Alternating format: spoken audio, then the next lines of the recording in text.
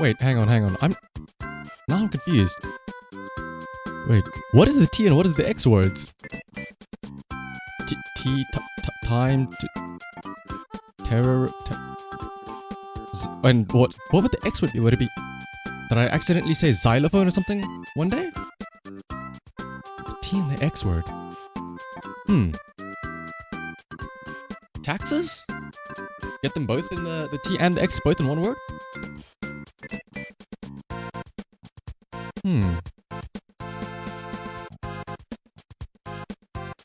But hello everybody, hello, never gonna give you up. Nano ra, Ibro, and of course, Eschaton. Yes, now that I did say those words out loud, I will not only graduate, but I'll also be banned from Twitch. But speaking of graduation though, let's pause this.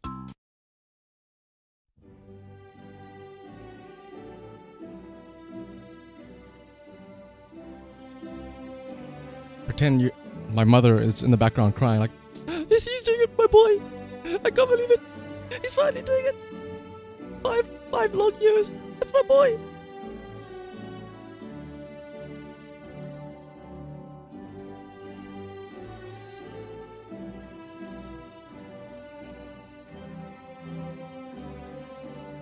And your valedictorian or whatever, blah blah blah blah blah. Your graduating class of 2021. With a bachelor's degree, Shanahan _VT. Ooh, clap, clap, clap, clap, clap. The crowd goes wild. Clap, clap, clap. Everybody pretends like they actually care and they start clapping. As if they, they care about this random kid and that isn't their own. And they all start clapping. Clap, clap, clap, clap, clap, clap, clap.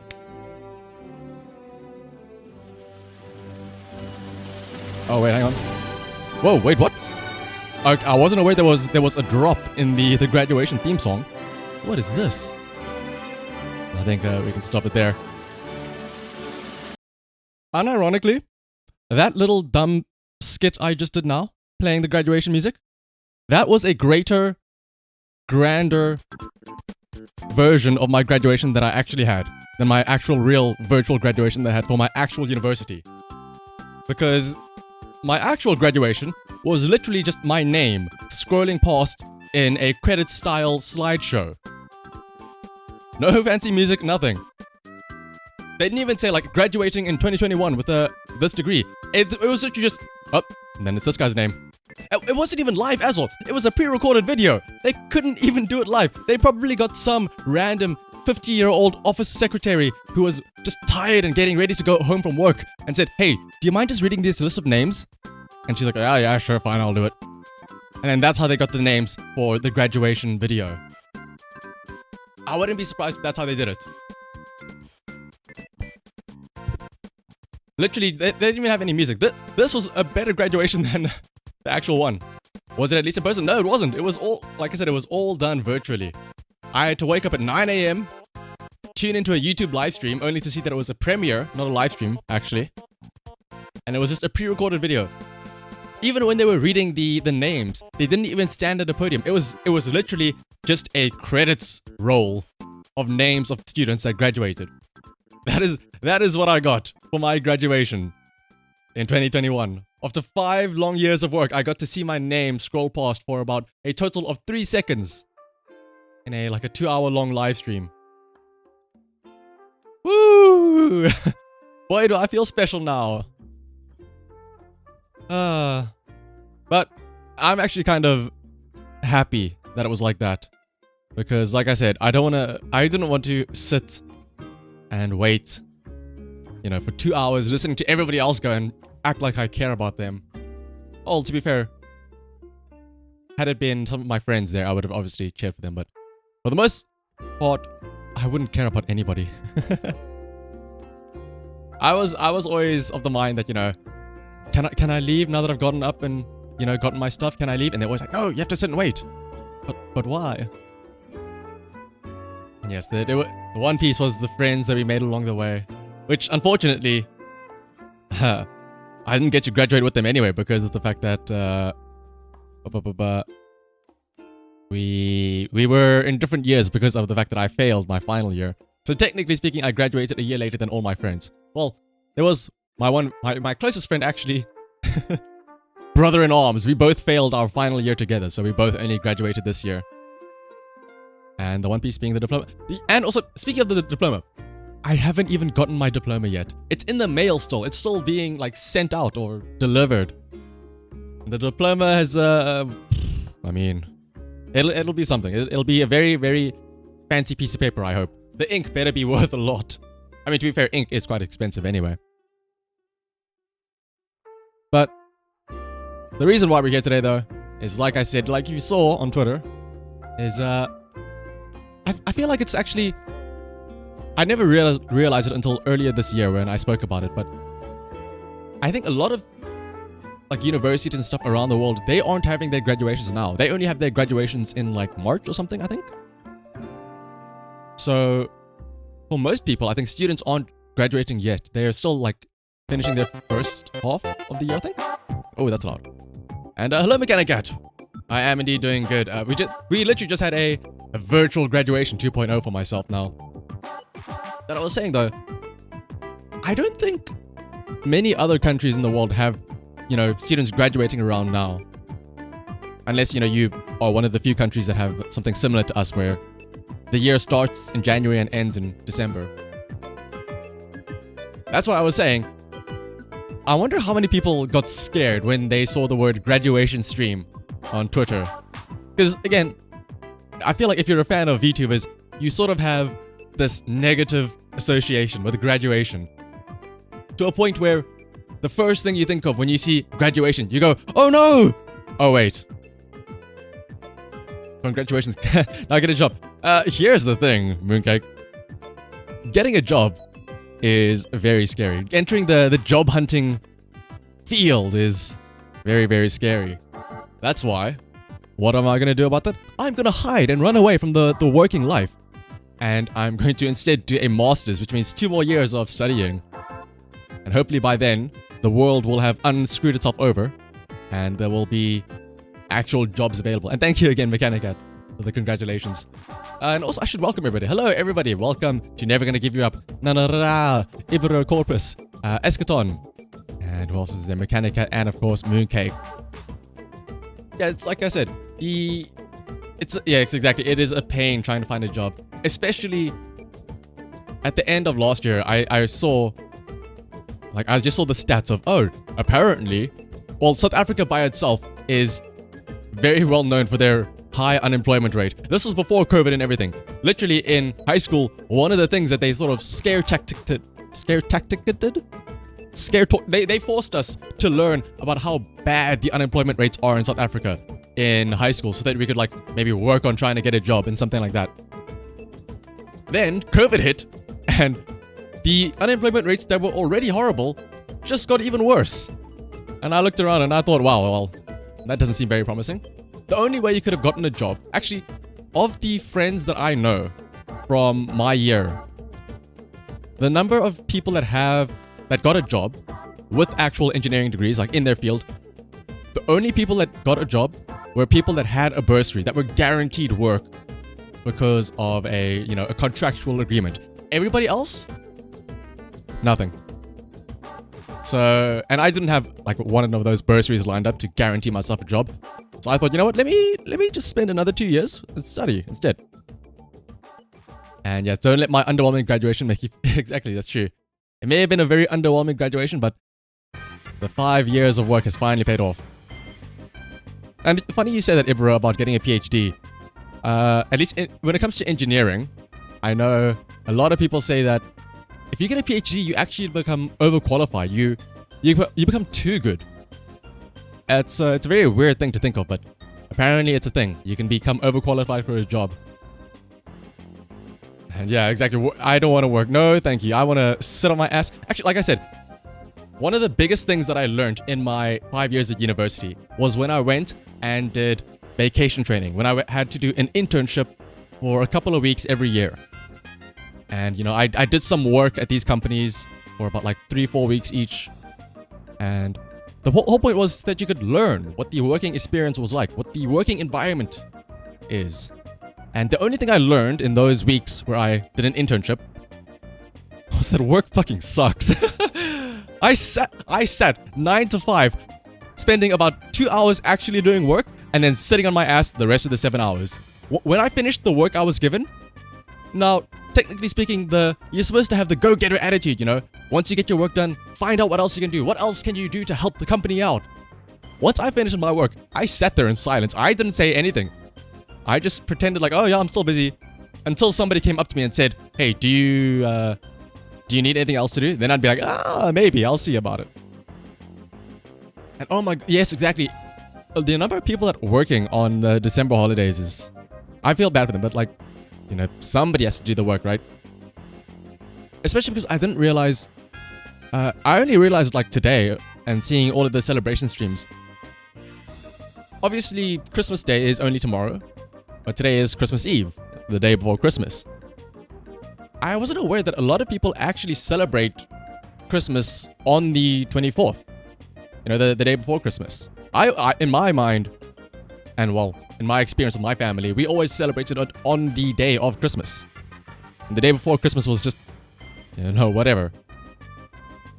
And your brother had to work today. Oh, that must suck, Mooncake. But hopefully they didn't have the graveyard shift or anything, so that they can still make it back for, you know, like a dinner around the like a gathered dinner around the table or something like that. I'm never gonna give you up. At least you got an expensive bottle of cider from Ross. The good old, what is it, Christmas bonus and stuff like that. That's always, that's the one nice thing, I suppose. You get the Christmas bonuses coming around here. I would argue that having extra time off would be better than just a random bottle of cider, but yeah, you know, what can you do? And speaking about, like, you know, the whole Christmas and the gathering, it really kind of sucks now when you realize the whole COVID thing. I remember when I was a kid, oh my goodness, when I was a kid, every year, we would go up to my grandparents' house, or we would visit my grandparents in a different province. Well, I guess a state? What would the equivalent be? But in a different province of the country.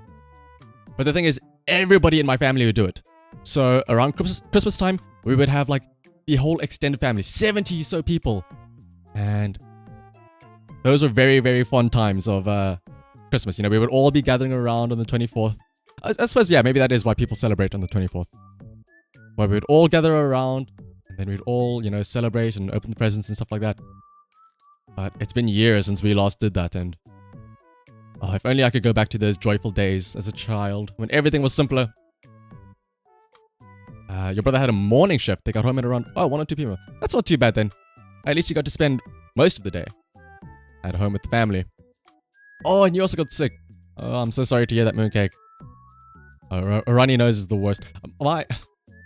A runny nose is so bad as well, because I feel like, especially right now, if you get sick with anything mild, like very, very simple, like a cough or a runny nose, everybody looks at you weirdly because they think, oh, is this the new variant of COVID or whatever? But hopefully, though, you get better sooner rather than later, Mooncake Puff, so you can enjoy the holiday seasons to its fullest. But where were we? Enough about, you know, the future and the present right now. The reason why the stream is here, anyway, is to look back on the past. So let me move over here.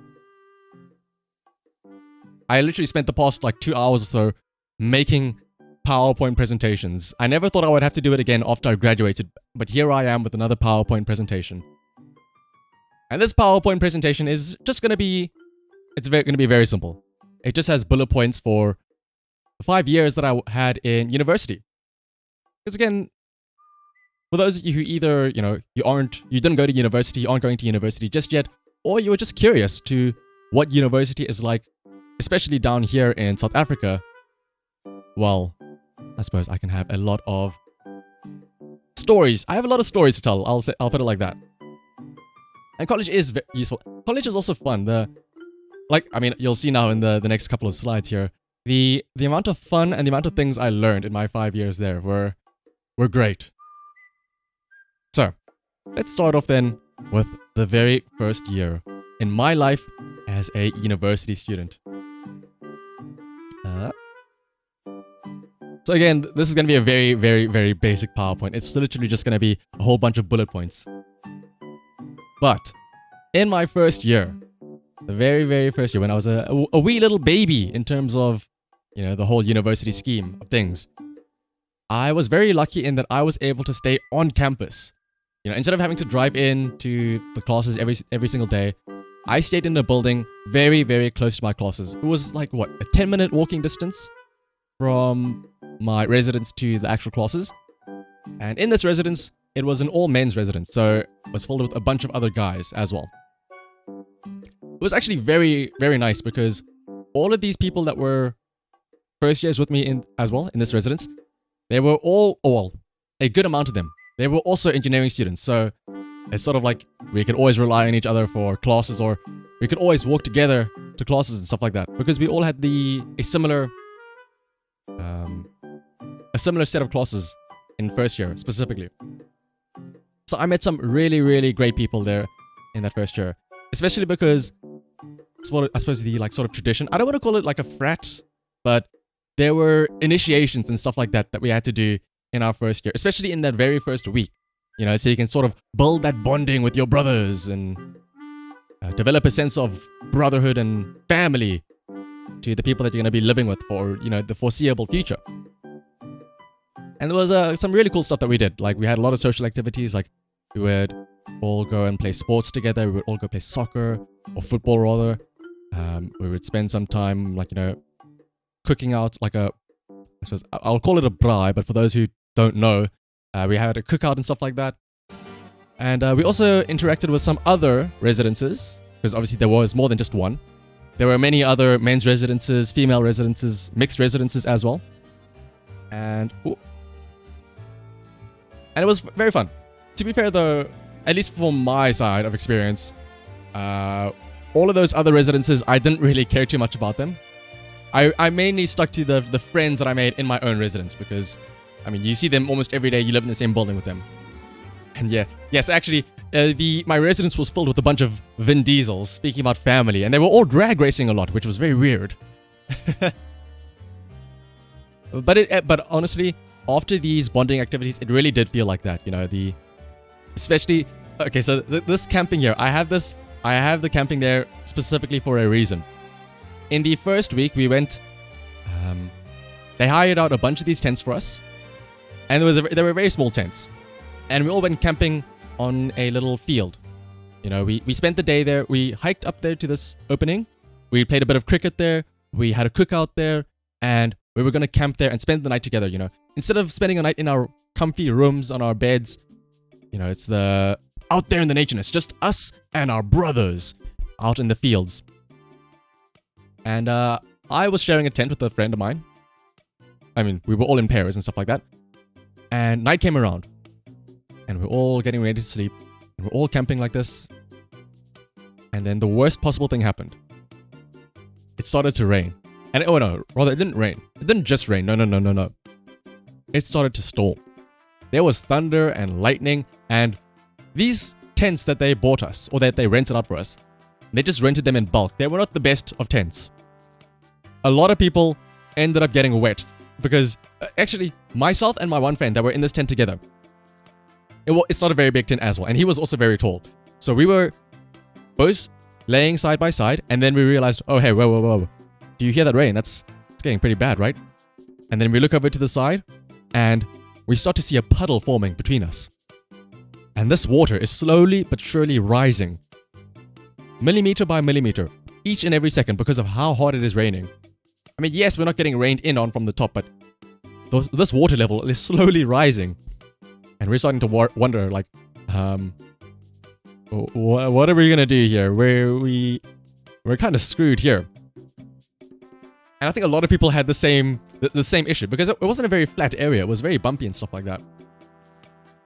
And yeah, essentially, we traded out comfy beds to the floor, a bunch of wet water, and a shit ton of mosquitoes.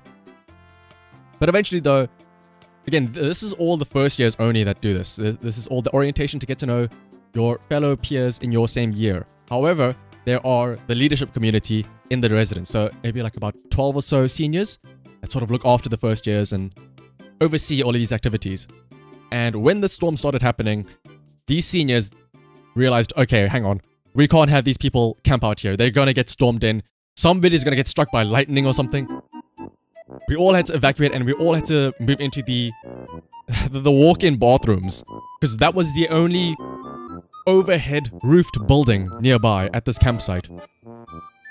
And so we all had to like quickly grab as much stuff as we could, run into these bathrooms and wait, because this is also all of these activities as well. These bonding activities happen way before any classes start. So it's about like, I think, a month before any actual classes begin.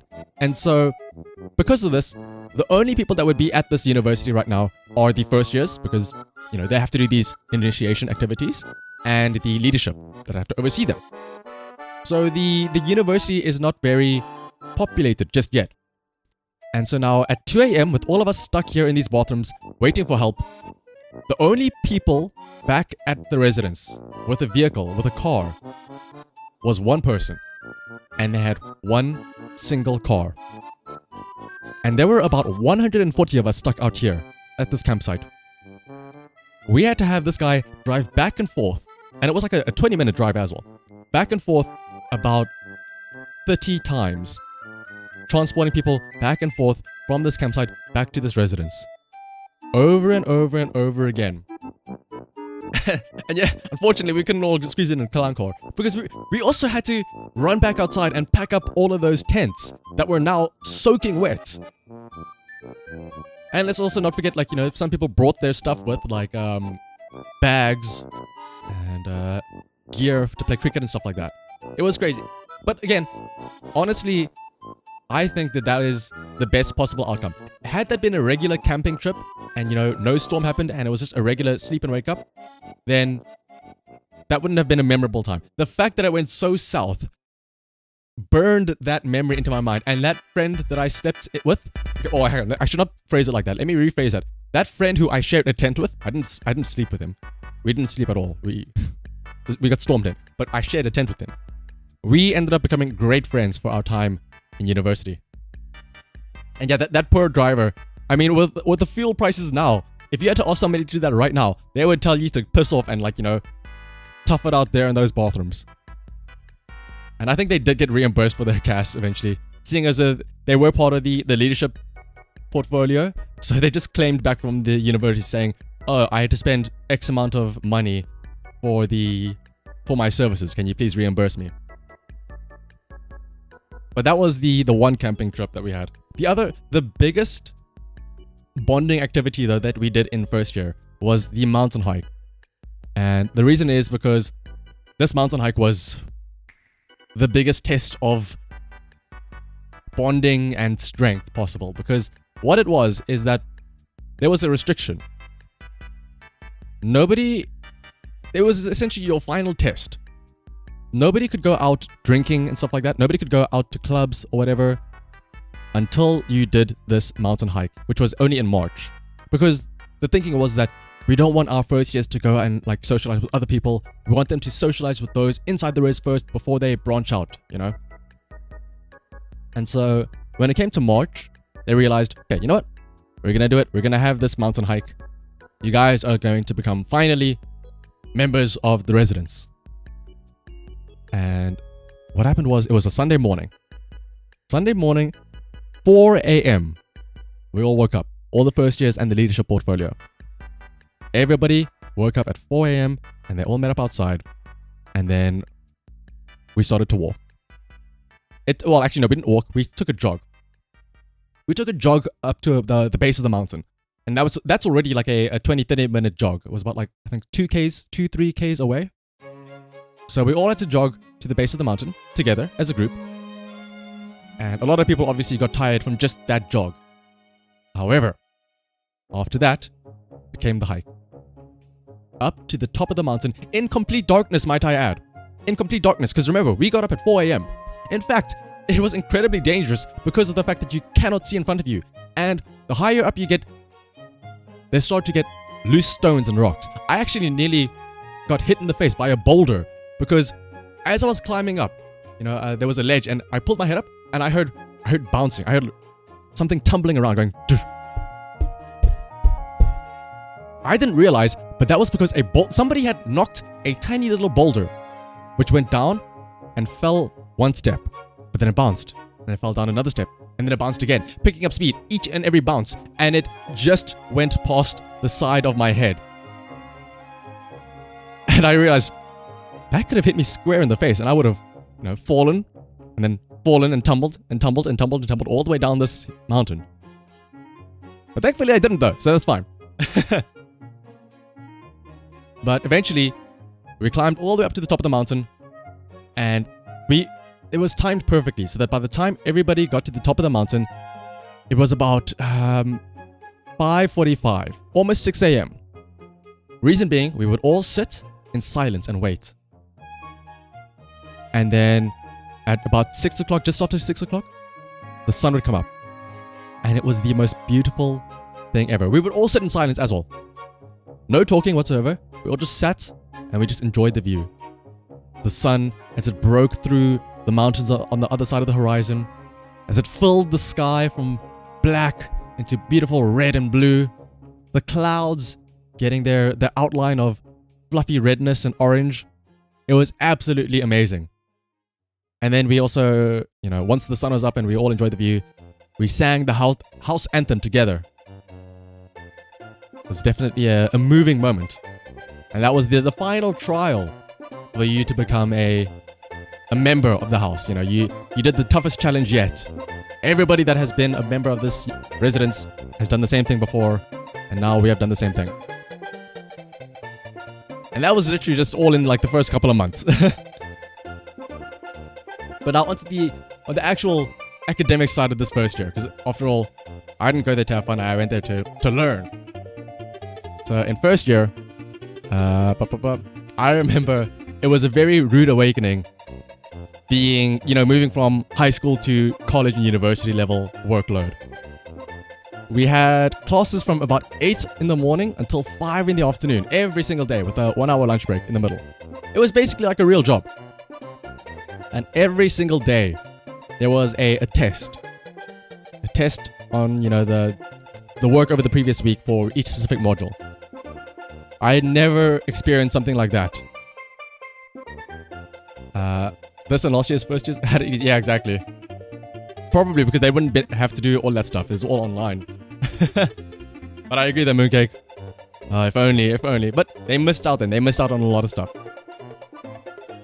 But I remember when the very first test that we had to do, I remember I got my results back the next day and I failed it. I failed my first test ever. It was like a scare tactic. I realized, oh my goodness. And it was a very simple test as well. It was literally just converting units. It was converting like millimeters into meters, converting liters into centimeters cubed. It was literally just multiplying things by factors of 10. And I failed that. And I realized, oh my goodness, I need to start putting in effort and I need to start working if I want to, actually do well. So what did I do?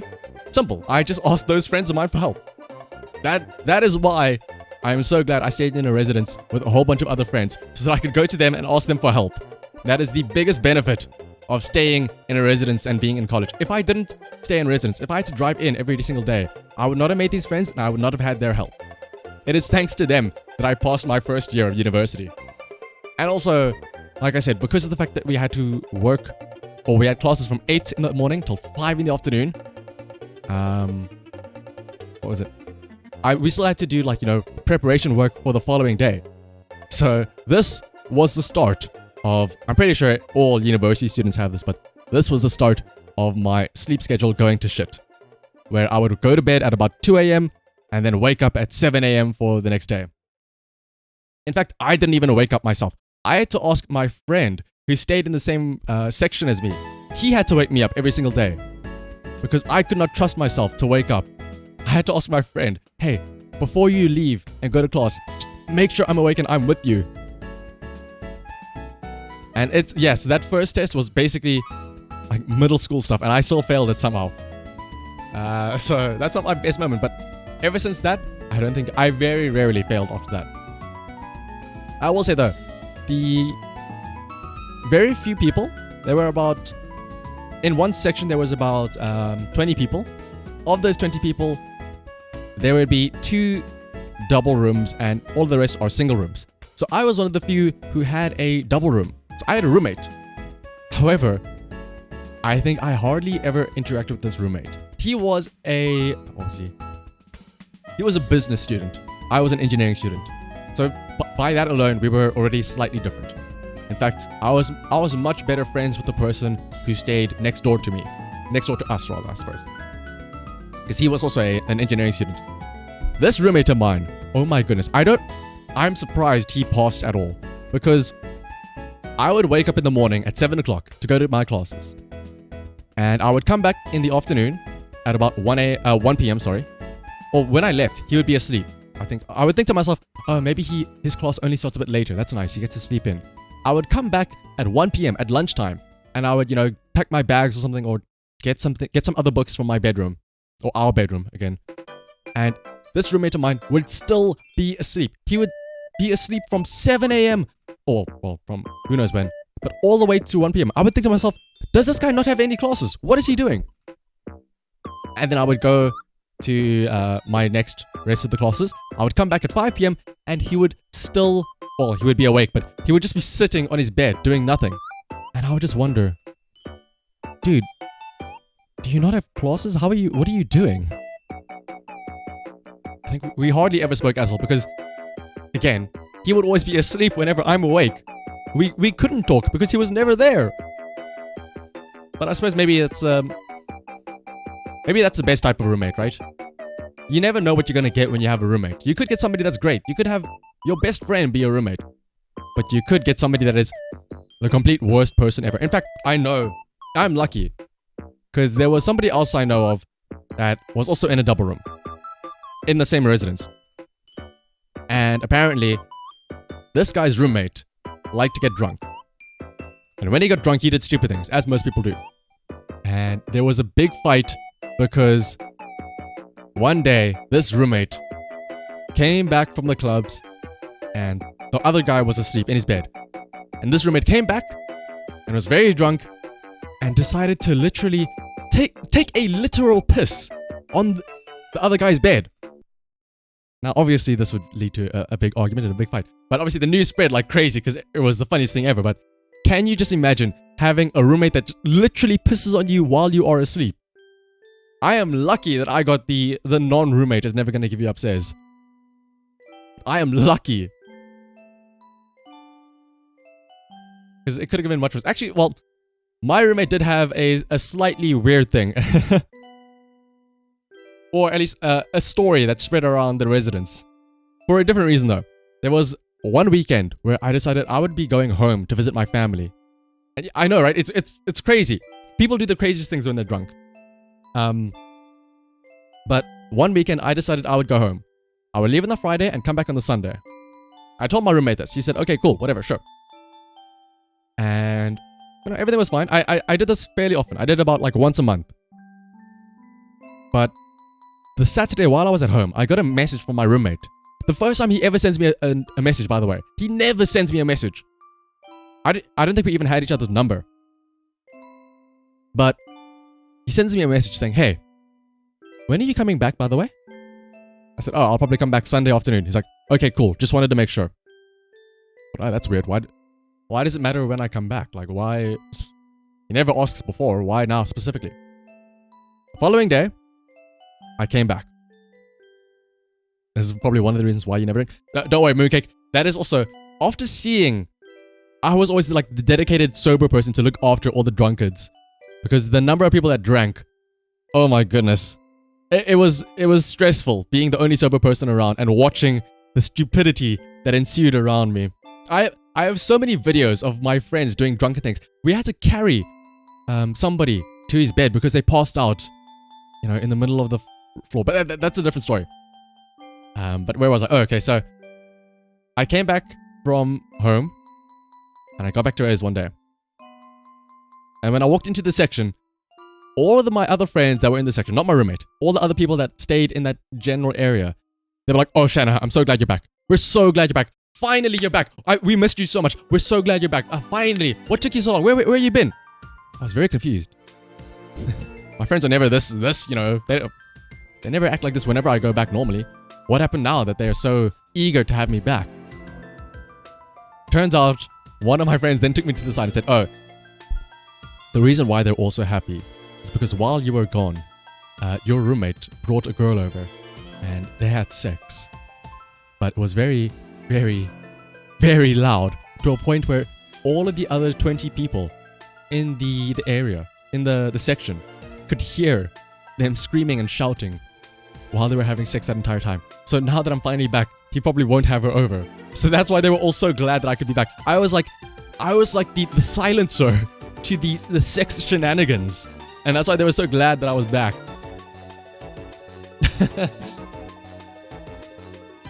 But that was the only reason he ever messaged me, was to find out that I now understood then, retroactively, oh, he messaged me to ask when I would come back, so he knew how much time he could have with his girlfriend. That was the only time he ever messaged me. But honestly, that's not even just the tip of the iceberg for first year. There was so many stuff. Coming around to the drunk people and alcohol stuff, I actually have a lot of videos recorded of the drunk shenanigans. Maybe I should have another stream in the future where I find a way to blur out the faces and mute the names being spoken, and then I'll show you guys some of the shenanigans that happened. But yes, for now though, that was everything in first year. So we move on to good old classic second year. Second year, you're no longer the babies of the residents. You're now slightly seniors. However, here's the thing though. Our residence was undergoing construction starting this year. So literally half of the entire building, half of the rooms were being renovated. So there were not that many new first years in this year. We went from having 140 first years in my year group to now having only 20 new first years in the following year. And in terms of academics as well, the engineering groups finally split up. So I had to find a couple of new friends because now I had I had to do the mechanical classes, whereas some others would have to do a different type of class and stuff like that. I can make a redeem out of the shenanigans. I probably could. I can pull out sound bites from some of the stuff that we did there. I have videos of somebody drunkenly talking to a wall. There's a video, a very long video, like an hour-long video that I have, but that's a story for the following year, the third year story. But let's see. Second year was also great because I now no longer had to worry about sharing a room. I now had a single room all to myself, which was great. And also, because of the fact that the engineering groups were a bit more divided and more split up now, I ended up becoming the smart kid of the class because I don't think I was the smartest kid in first year. Because, what was it? Because, everybody was all together. However, now in second year, out of the mechanical engineers, I started to become the smart kid, which was very annoying because it meant a lot of people started coming to me for help with stuff. And don't get me wrong, I enjoyed helping out my friends. Because again, they were the ones that helped me out in first year. I was stuck in the water in first year. I was like, you know what? I'm more than happy to repay the favor. I'm more than happy to help you out. But the problem is though, that other random people in the class started asking me questions. And I'm like, who are you? What? You don't know me. Why are you asking me questions like this? Why do I have to help you out? And yeah, somebody literally donor walled IRL. In fact, actually no, that guy that talked to a wall, he was talking to a wall because he was drunk, going around asking people for money so he could go out and drink more. So he was literally donor walled. That could be a great redeem though, never gonna give up. A university anecdote redeem, but oh my goodness. I would have to control myself because the tangent I could go on, I could speak for hours about stuff like this. And actually, the highlight of second year is this fourth point here. Nearly died Lamau, because I nearly did die.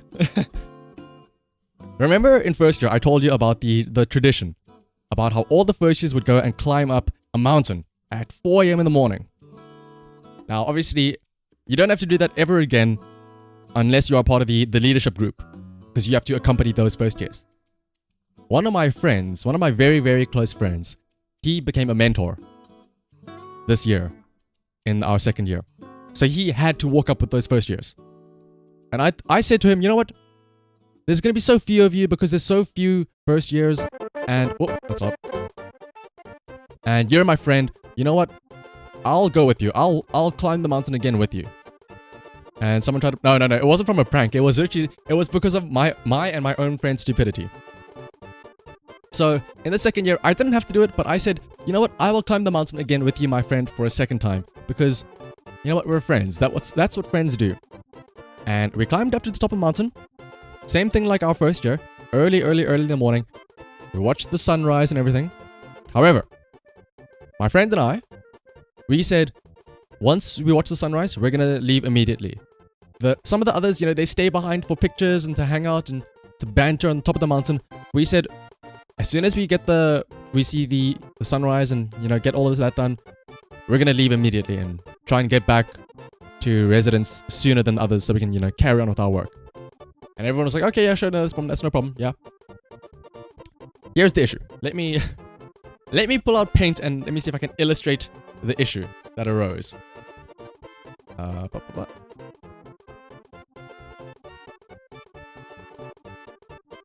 So for those of you who don't know, let's say you have two walls.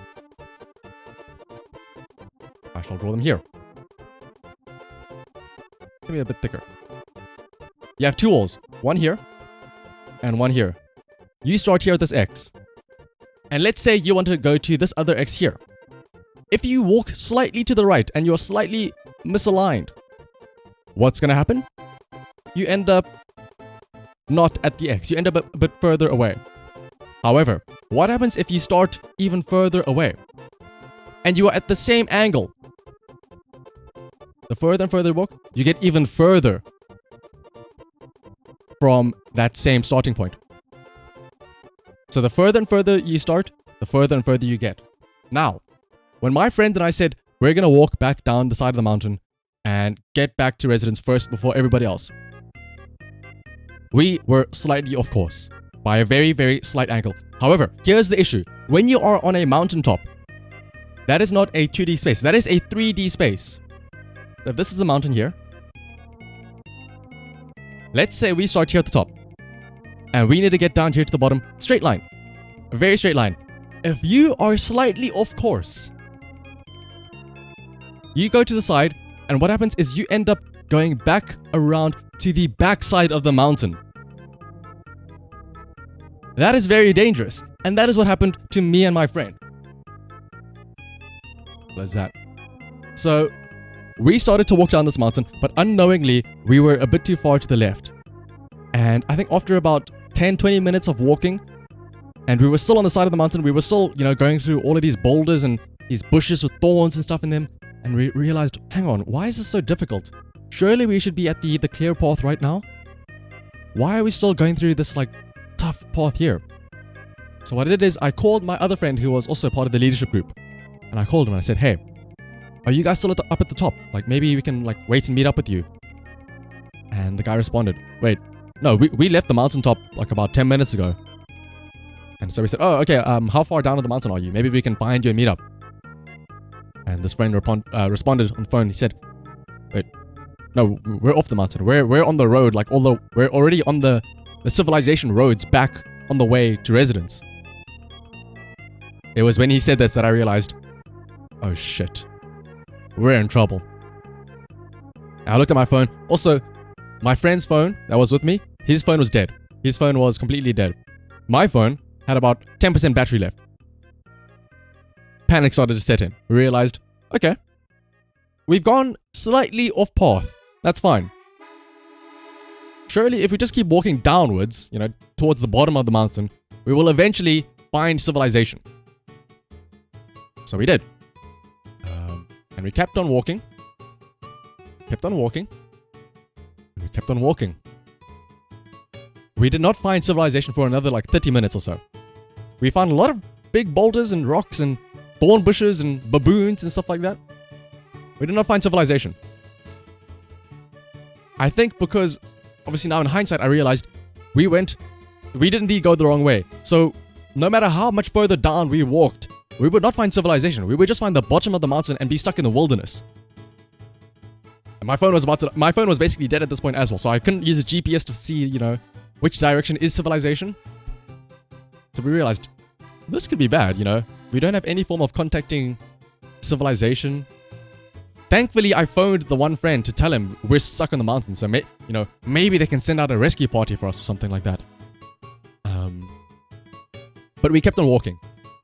And I'll be honest, we weren't scared in the moment. We were just like, oh, we're so silly. I can't believe we, went the wrong way. Because we didn't realize at the time how badly we had messed up. We didn't realize that we were on the literal opposite side of the mountain where there is no civilization. We thought we were just slightly to the left or to the right.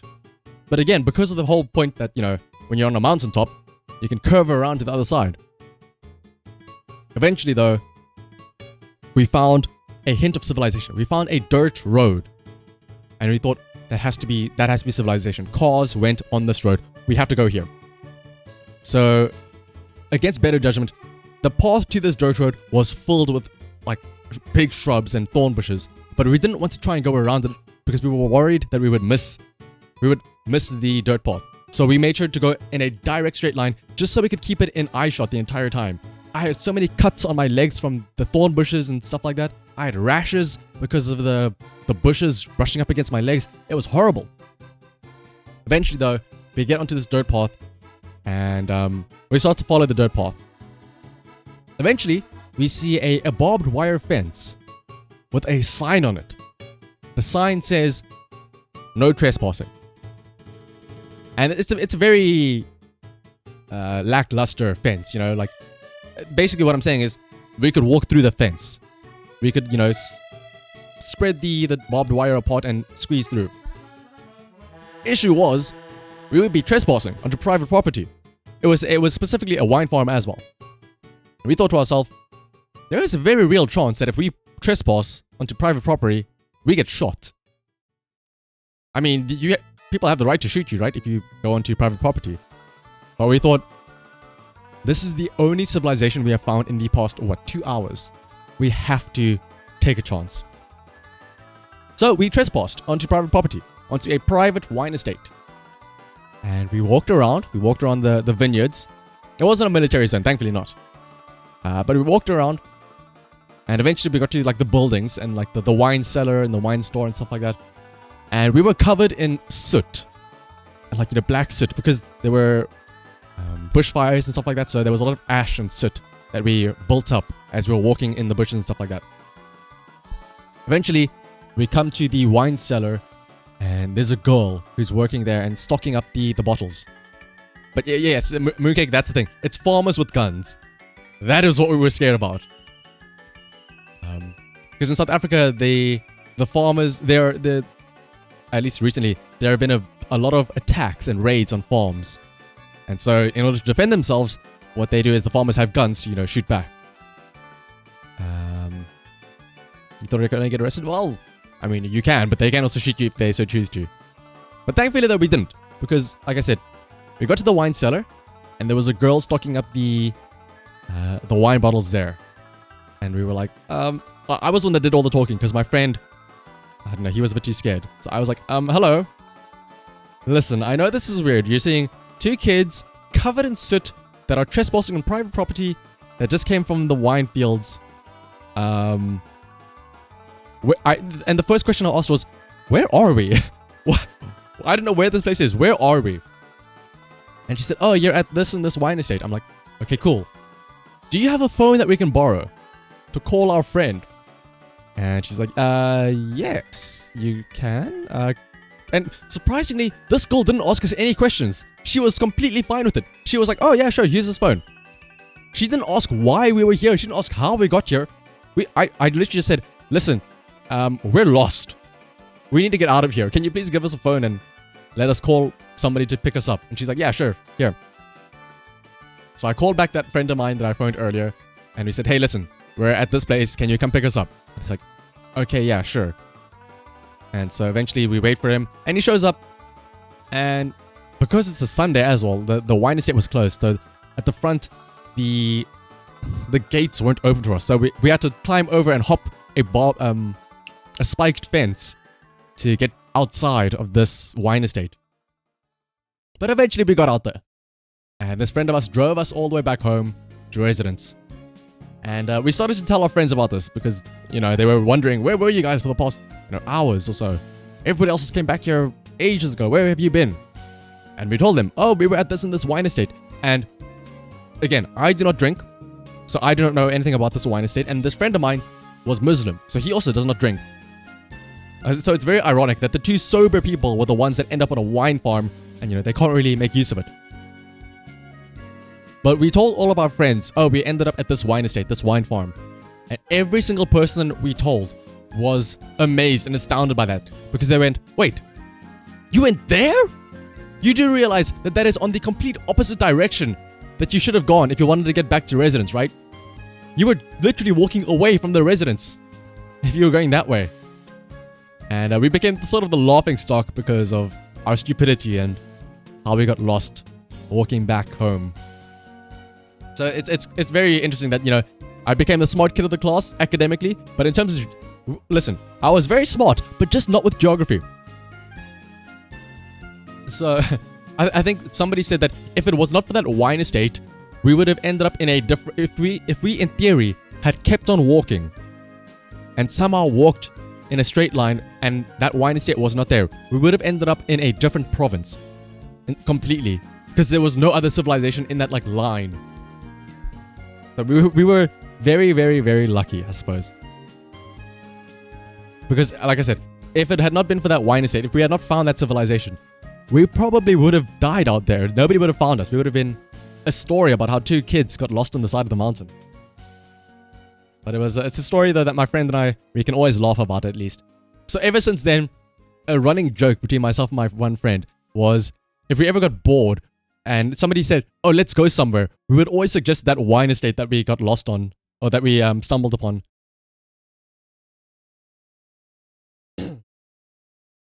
But yeah, that was the second year. There was a lot of other stuff that happened, but at least those are the interesting things. 5 walking hours. I think about, in terms of how much time we spent walking around, it would have been about 5 hours. It was definitely a very, very long time. Because I think we only got back to residence at about 2 p.m. So yeah, it would have been about 5 or 6 hours of just walking. It was very, very, very scary. But that was the second year though. There was some other stuff, but those were the highlights of second year. Next up though is third year.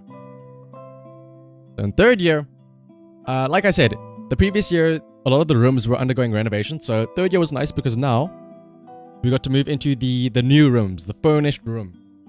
Which was kind of cool, but also kind of bad because the one big issue that everybody complained about when we moved into these new rooms was that our old rooms were very, very cool in that they were very unique as well because they had actual sinks inside the room. Actually, now that I think about it, I think I know why that drunk friend peed on his roommate. Because when you have a sink in your room, right? Listen. There comes a time when you need to use a bathroom and you can't make it to the toilet. And if you have a sink in your room, you do what you gotta do. So maybe that's the reason why they decided to remove sinks from the rooms in the new renovated ones. Also, the showers renovated because before, in the previous years, the showers were communal. It was literally just one little big chamber with 3 shower heads. And I remember I only had a shower with somebody else once. And after experiencing that awkwardness, I decided I would never shower at the same time that somebody else was showering ever again. I would always time it so that I would be the only one showering. It was especially weird because that person that I shared the shower with ended up being gay. So I was like, okay, you know what? Maybe I should be careful about who I shower with from now on. And, okay, so The Great Penis Inspection of 2019. So, we are now third years, right? We are now fairly senior. We are now in the point where we start to become the top dogs, right? You're no longer the little kids. It was indeed a close call, never gonna give you up. But onto this penis inspection thing. You know, it's sort of like, as you become older, as you become higher up in the hierarchy, you realize you can get away with a bit more stuff, you know? You can have a bit more shenanigans. You're the law, you're the big dogs, nobody can tell you otherwise. And especially, again, because of how many of us there were 143rd years. We were the biggest group, the year group. Because obviously there weren't that many first years, there weren't that many second years, and there were very few fourth years. So this was the point at which we were the majority. And because we were all, you know, great friends since first year, I knew a lot of these people. I was good friends with a lot of these people in my year group. And these friends, and I, like I said, the videos that I have of us, we just do the dumbest stuff. It was great because in like this circle of friends, if somebody did something stupid, we would all just go along with it and be like, yeah, let's do it. For sure, why not? I don't remember why exactly, but I have an hour-long video of the Great Penis Inspection. So I should really have a look and see if I can somehow share it with you guys, muted, or like with the names muted and the faces blurred out. But I don't know why it started. But I think we tried to recreate segregation in third year, within our residence, as a joke. We tried to segregate people based on. Okay, actually, I know why. So every year, we would have, or every quarter in the year, we would have something called a house meeting, where, you know, they just the leadership of the house would sort of go over things that the house needs to know, important announcements, and at the end of every house meeting, you would have motions. These motions are proposals that people can make in order to, you know, change the residence, and like maybe they can have a proposal to implement a new rule that people cannot make parties or have parties after 11 p.m. That is an example of a motion that can be presented at a house meeting where everybody is there and everybody can then vote on it. However, after all is said and done, you know, you sit there for 2 hours of serious business. Normally there is a period where you have a fun section of the house meeting where there are joke motions. So, you know, people can start making joke motions about like, oh, you know, I remember somebody wrote a joke motion, and normally this is done by the seniors because, you know, they're like the top dogs. Why would a silly first year try and do it?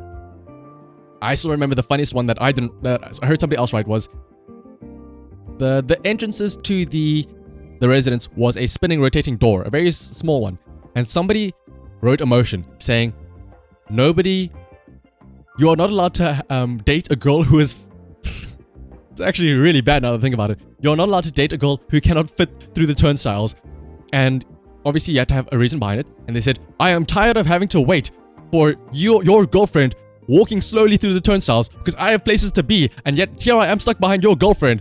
So from now on, you can only date girls who are able to fit through the turnstiles at a brisk and brief manner. Oh my goodness. And oh my, that's actually a great motion as well, Mooncake Puff. No sex at 3 a.m. I think, you know what? I'm pretty sure there was probably a motion like that. Because again, these are very, very dumb motions.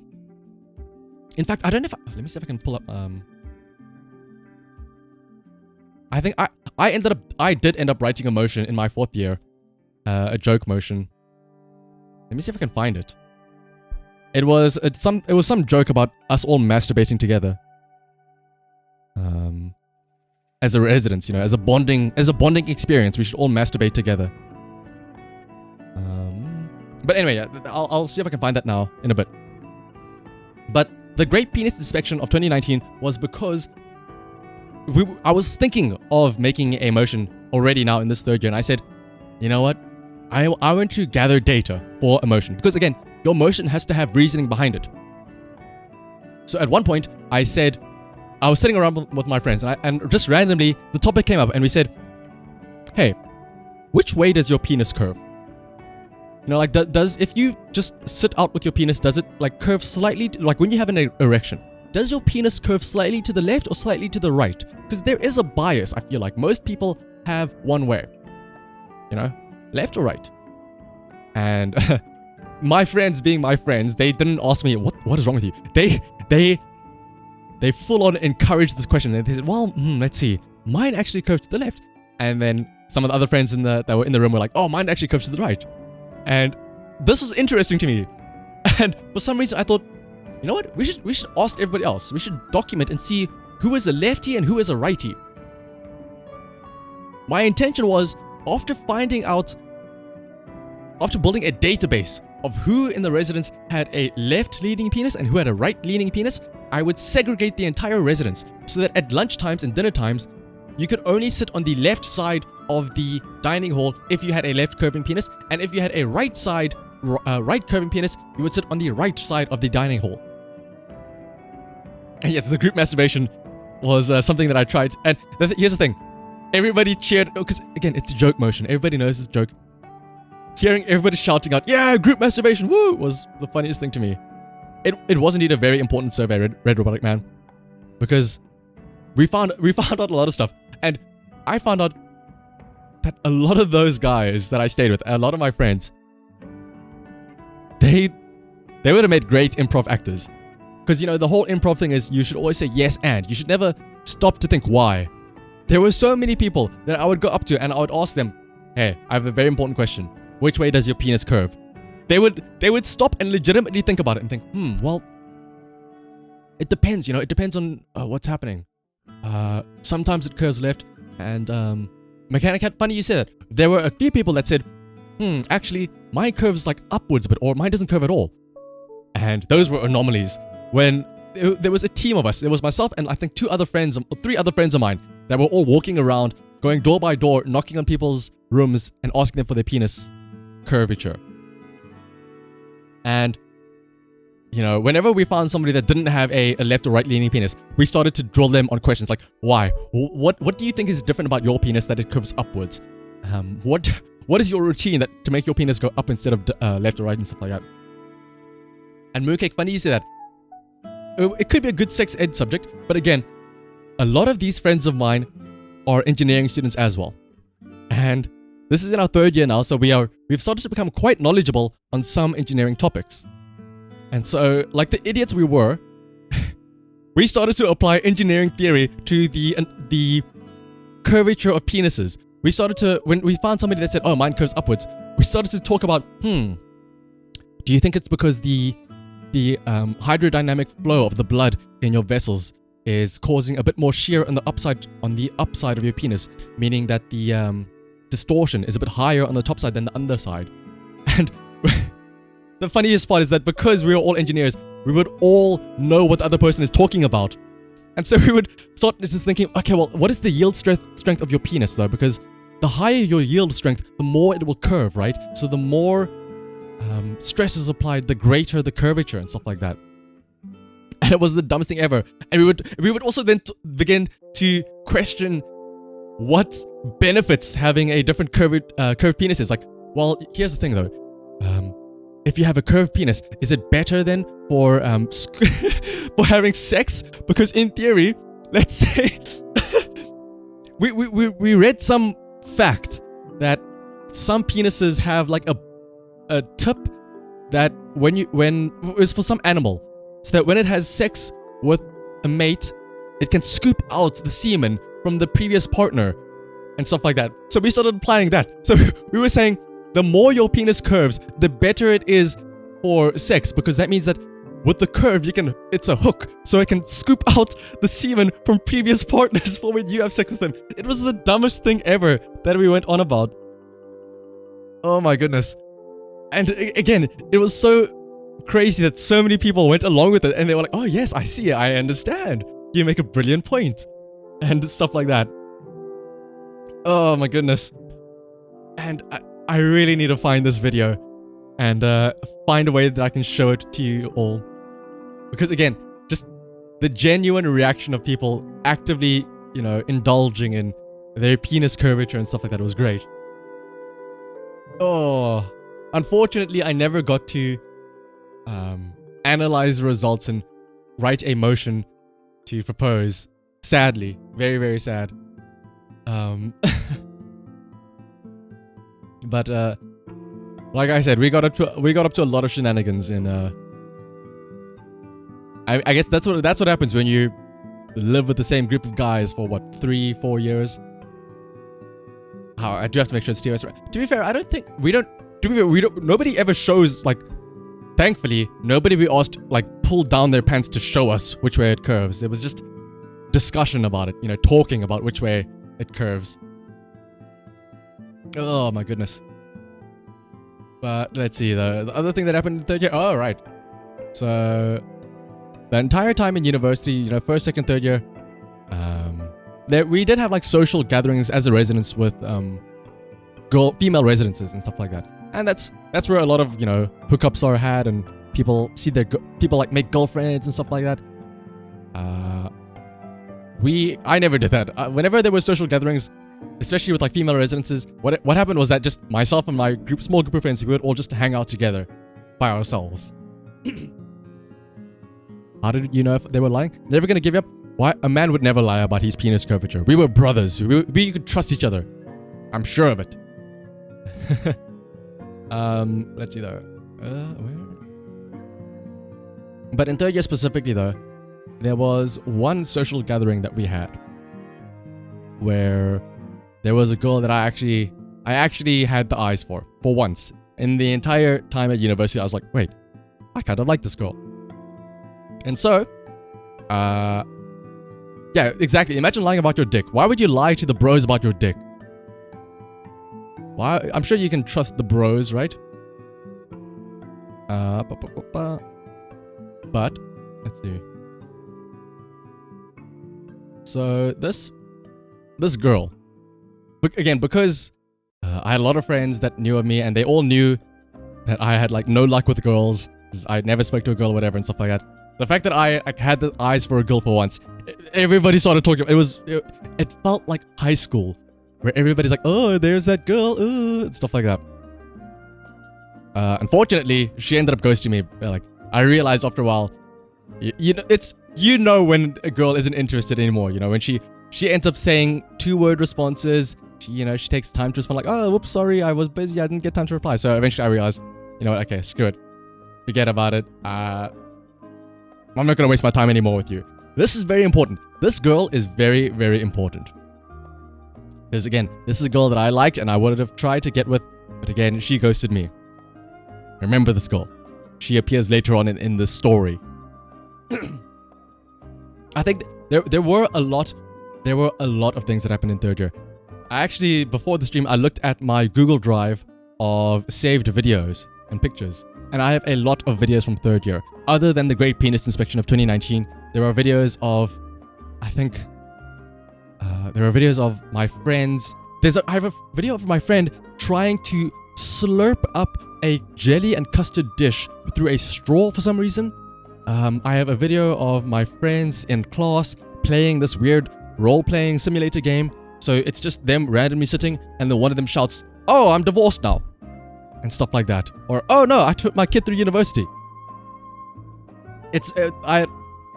My third year was when I decided to start recording a lot of stuff. So again, I really want to try and find out if I can somehow show that off to everybody. I'll have to do some digging to see if I can find that out. And as always, yes, absolutely a bunch more of drunk shenanigans. Actually, let me see.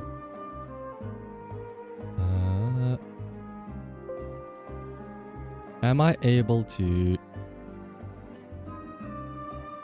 Let me pull out Chrome or Firefox and see if I can see like just a snippet of one video. I won't show the video, but just the sound.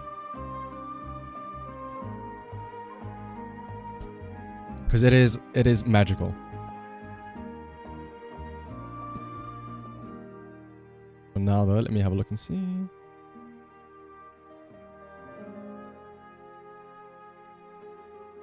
Maybe also, I really want to find the one motion I wrote, because we're about to approach 4th year now. So let me go ahead and change the slide as well. The fourth, and in theory, what would have been my final year. This would have been last year, by the way, the fourth year.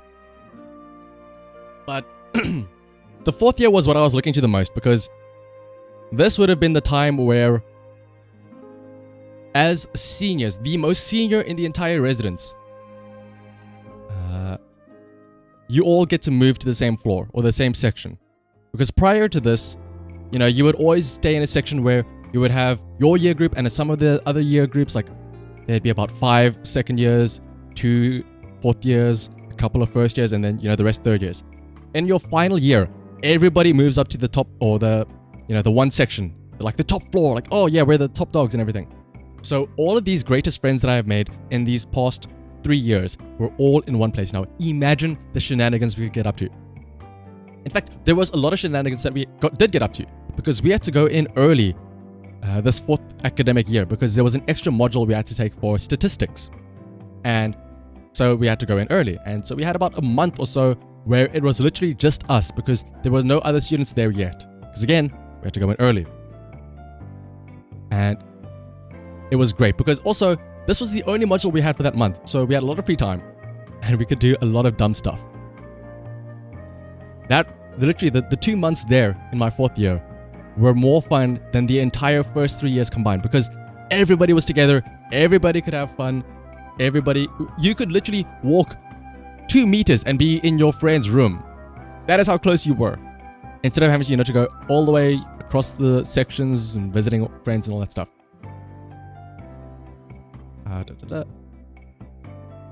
However, though, that came to an end very, very soon, because in about March or so, we all know what happened then. In March of 2020, the whole COVID scare. Everybody had to evacuate. Everybody went home. It was very, very sad. I still remember there was one day where 2 of my friends were leaving. They were going to drive all the way back home once they move out.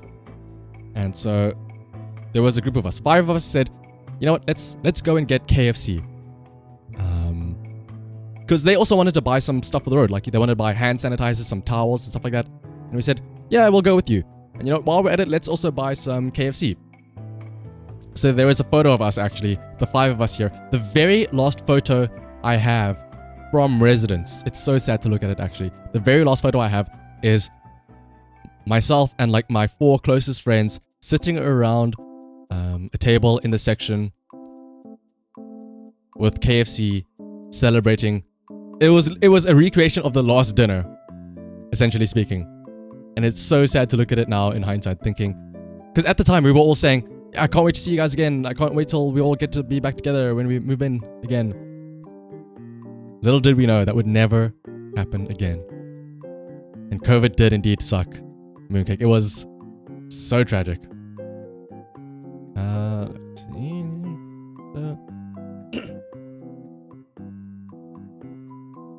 Who I have? I'm still trying to find an example of one of these videos. Because I'm looking through my Google Drive, and I realize it auto uploads any like screenshots as well that you take, not just photos from your camera roll. And I'm just looking through a bunch of videos, or screenshots of my gacha rolls from Fate Grand Order, which is giving me PTSD.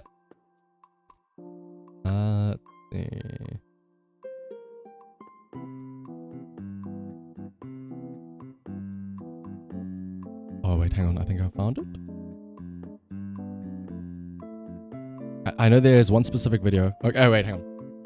I'm gonna mute the desktop audio just for a quick second while I give this a listen. And am I gonna do a reunion or something after COVID? We'll see. I don't know how often people do reunions, but especially because a lot of the people that I was friends with, they all stay very, very far apart from each other. Like one of my friends, he's gone and doing a master's up in Singapore. One of my friends is going to the other side of the country and stuff like that. But maybe we'll see. Maybe like years from now. I would really like to keep in touch with them though. But let me have a look and see if this video has anything damning in terms of sound.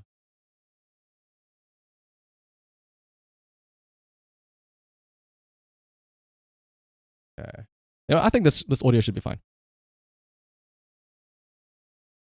He says the name, but the name I don't think really matters, but let's have a look and see. So this context, this is a drunk friend of mine walking into a room that 4 of us were already sitting in, and he's begging for money so they can go out and drink. Back. I promise you. Will you pay him back double? If you trust me. Is someone like taking Yeah, he's recording it. So evidence? Like, listen, you remind me on Tuesday. okay. You can hear his drunken speech as I well. will pay you back on Wednesday if you remind me on Tuesday. Okay. Is he? I'll get. And however much this is. How much? $30 is bucks. 20 bucks. 30. 30 bucks. You need more money. No, this is perfect. Like, I just want to get more it. money. Wait, you ran all the way back from like the clubs. No. I was like, yeah, but What? they probably left, bro. Like, I had friends. It's a long clip as well. It's like a 6-minute long thing. I won't play it all, but this is the donor walk clip. Name them. How many? Name them. We like names too, right? Student Place numbers. of origin. But I don't know. He's trying to name the girls that he was with now earlier, but he's too drunk to remember the names. Who are these people? Badna. Yes! This guy knows. And like No, Christine. there's one girl that he met today, right? Whose name is Badna, but he can't say it. Burner. Yeah. Izzy knows what I'm talking about. Guys, Is she Is she your friend? I promise She's not you. more your I friend promise than you. Wait, is she blonde? Is she blonde and has hair like this long? Pay you back. Blonde and has like short. I think I was sick at this time because my voice was Like, where's shot. Tom, You talk to me like Tom, this. do me a favor. Walk in a straight line outside. Oh my goodness! I wish I could show you this video. Just walk. Wait. He's about to try and walk in a straight line. Actually, you know what?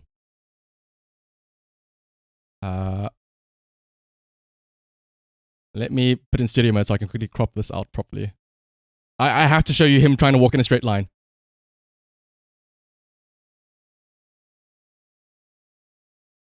I just asked him, can you please walk in a straight line outside for me?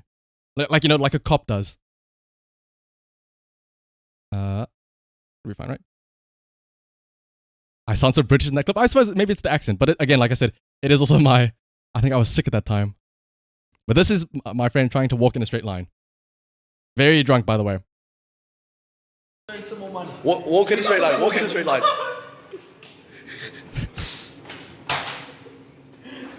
And I think at this point, he just walks into somebody else's room. They were watching a movie together and he just walks into their room to like ask them for money as well. I think we eventually start telling him, oh, I know why he was donor walled. We eventually told him, hey, wait, hang on. There's this other friend of ours that we know that is very, very rich. Go ask him. And so he runs over and he starts slamming on this guy's door, shouting his name out, like, oh, dude, I need some money, whatever. This guy's door was locked. And like, it had a lock on it. So we knew this guy was not in his room. We knew he was out. But we told this drunk friend of ours, no, he's in his room. He's probably sleeping now. Just knock on his door loud enough so wake him up. And then he'll give you money because, again, he's loaded. He has lots of cash. And so he sat there like for 5 minutes, like shouting, like slamming on the door, like, dude, please wake up. I just need like 20 bucks, please. I know you're in there. Because, again, we were telling him, oh, he's for sure in there. Dude, please wake up. Stop ignoring me, please, dude. I just need like 20 bucks or whatever. But again, little did he know that he was just speaking to basically an empty room. Actually, speaking of people walking into other people's rooms randomly, one of the other funniest videos, I don't know if I have it. It was somebody else that recorded it, but I might have it on my phone saved, is for some reason, somebody in Res had a dildo. Like a suction cup dildo. And the way the doors worked in the rooms is that, I don't know if I have to explain how a door works, but the doors open inwards into the room, right? If that makes sense. So if you are on the inside of the room and you turn the door handle, you have to pull to open the door. Somebody took this suction cup dildo and they went to a friend of ours and they stuck the dildo onto the outside of the door at the perfect height, so that they then knocked on the door, and this friend then opened the door, and as the door swung open, this dildo was now at like eye level with him as he opened the door, and we all just started laughing, just seeing this image of, especially because this person that opened the door, he was very Christian. He was not amused the slightest at having a dildo stare him down in the face. So we were all very very cruel for laughing at him like that. Speaking of, yeah, that was a very evil mechanic, but hey, it's his fault for being drunk. That's why, as Mooncake says, you gotta drink responsibly. Oh my goodness. But let's see, what else was there? Oh my goodness, and the main reason why there were so much shenanigans going on in that first month or so of 4th year was because there were internet issues. There was renovations going on in the previous few years. And the problem was that they had not yet installed the internet up on the floor that we were on. It was actually very bad. It was very bad because we had to do online learning for this specific module. The course was all online. And what ended up happening was we would move down to lower floors and steal their internet. But at the end of the day, we'd all come back up to our rooms, and because there was no internet, you know, there's the saying that people get super bored when there's no internet and they do the dumbest stuff. Anything will entertain you when you have no internet. And well, that is exactly what happened. We would do the dumbest stuff just to get some sort of dopamine. And also, this is also when there was load shedding as well, as there always is. So there would be times where we would just play like cards or something. We would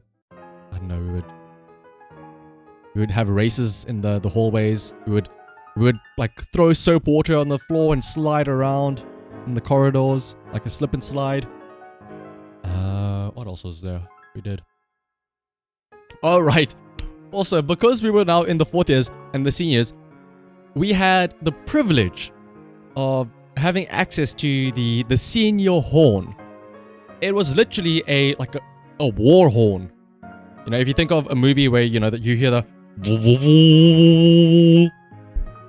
So what we would do is, we were also fairly high up. We were on like a fairly high building. What we do is, we would find people that are walking outside, and we would take this war horn and just blow it at them. So they would get scared and just hear like, what is going on up there? And you could... Actually, funny you say that, Mooncake Puff. We in my younger years, so like 1st, 2nd, and 3rd year, there was a tradition where every year we would have a LAN party for Call of Duty 2. And we would play like for the entire night. Well, actually, what we would do, I remember, it was specifically for our section. It was a tradition. It was called Call of Duty night, where for one night only, what you would do is everybody in the section would turn their lights off, so you know it's in complete darkness. We would block the entrances to to our section, so nobody else could enter. It was only us. Everybody would open their doors, so you know you could hear other people shouting, and we would turn our volume on our speakers up to maximum while playing Call of Duty. It was the funniest thing ever, because I know a lot of people talk about how great a hot mic is in games, you know, proximity chat, so that when you kill somebody, you can hear them shout, "Oh, damn it! You camping piece of shit, whatever." But what if, instead of having it like that, you have it to a point where you are literally within earshot, and if you want somebody else to hear you, all you have to do is shout. There were so many times where you would be playing and you would just hear somebody randomly shout, "Man, fuck you, so-and-so!"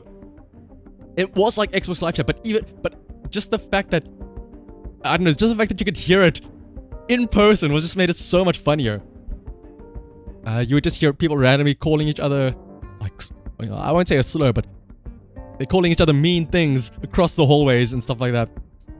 And obviously, like, people above and below, in like other sections would try and peek in, and they would just be like, "What the fuck is going on here?"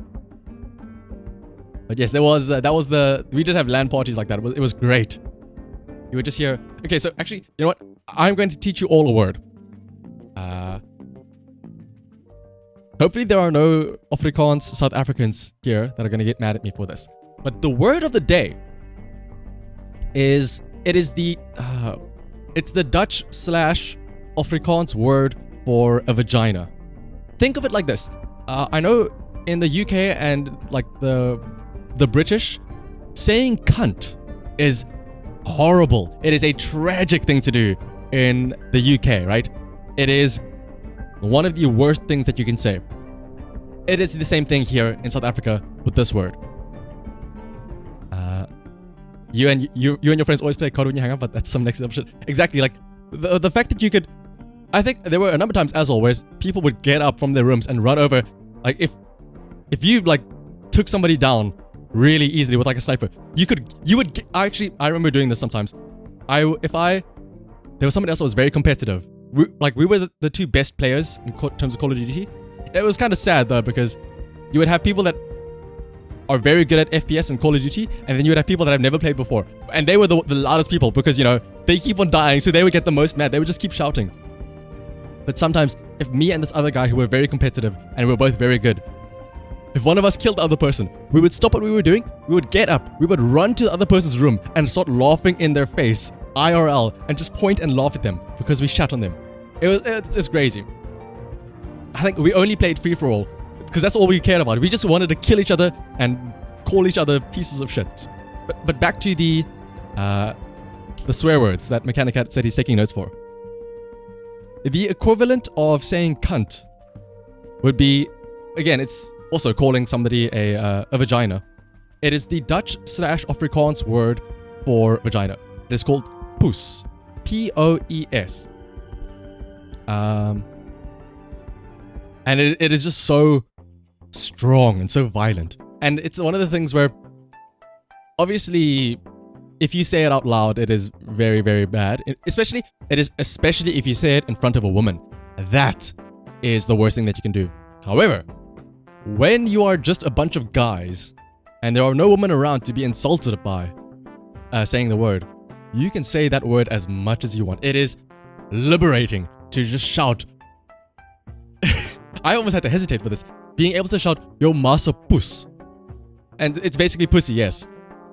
But the ultimate mean thing you could say is what I just said there. "Yo massa poes," which essentially translates to "your mom's vagina." But it is just such a strong phrase to say. In fact, it is so taboo to say that. There is a punishment that people have if you say it out loud in earshot of a woman. And it has happened a number of times where, let's say you're out with your friends and you see somebody says the P-bomb. Oh, they call it dropping a P-bomb because, you know, you said the P word. When you get back to residence, what happens is you have to, in front of everybody in your section so that they all know, it's like a name and shame thing, you have to take your shirt off. If you said the word, take your shirt off, bend over in front of everybody, and the person who heard you say it gets to give you a 5-star. Essentially, they do, I don't know if this is a common thing elsewhere, but essentially they get to slap you as hard as they can with an open palm on your back, your bare back as well. To a point, yeah, and ideally, it's a 5-star because there is usually a red handprint of your 5 fingers, your palm and your 5 fingers. That is the punishment that gets given for dropping a P-bomb. There's actually a punishment that is given for a lot of things. Sometimes if you miss a section meeting, where, you know, essentially the people that all stay in your section meet together to talk about events that are happening in the residence. If you are late for one of those, you also get a 5-star. In fact, I myself was late for one, and I myself had to get a 5-star. Let me actually I have a video of myself getting slapped to absolute shit on my back, and we have a double bot. Ooh, they come in pairs. Let me quickly get rid of them. And well, I would like to think that nobody was into getting pain like that. But I want to see if I can find the video, just so you can hear the audio of the slap.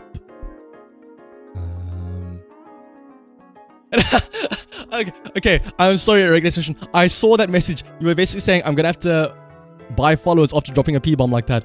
But I don't know why. Your message got picked up by the auto moderator for having the word buy followers, but the 2 bots didn't get picked up by it. I'm so sorry about that.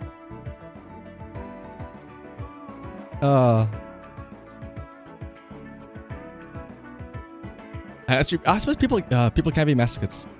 To be fair, they were getting slapped on their backs, not their asses. I promise you I'll pay you back. Oops.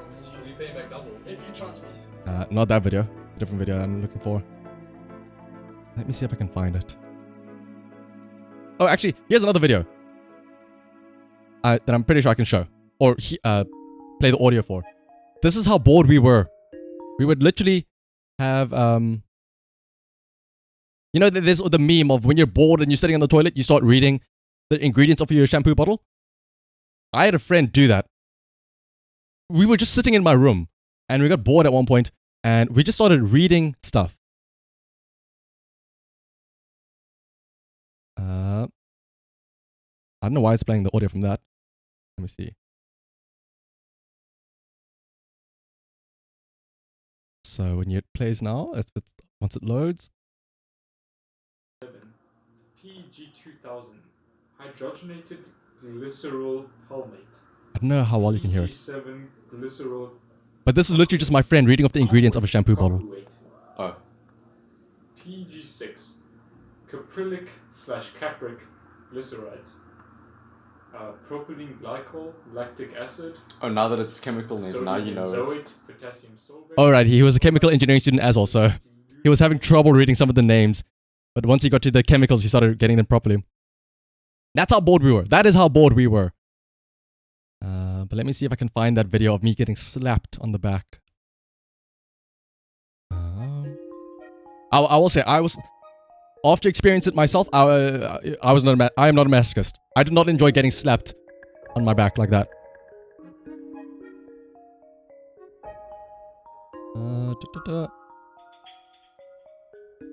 Was it a Head and Shoulders? I'm pretty sure it was a Head and Shoulders bottle, actually. Wait, Mooncake, do you have like a bottle of your own that you're cross-referencing? Let me have a look and see that. Where is that video of me getting slapped?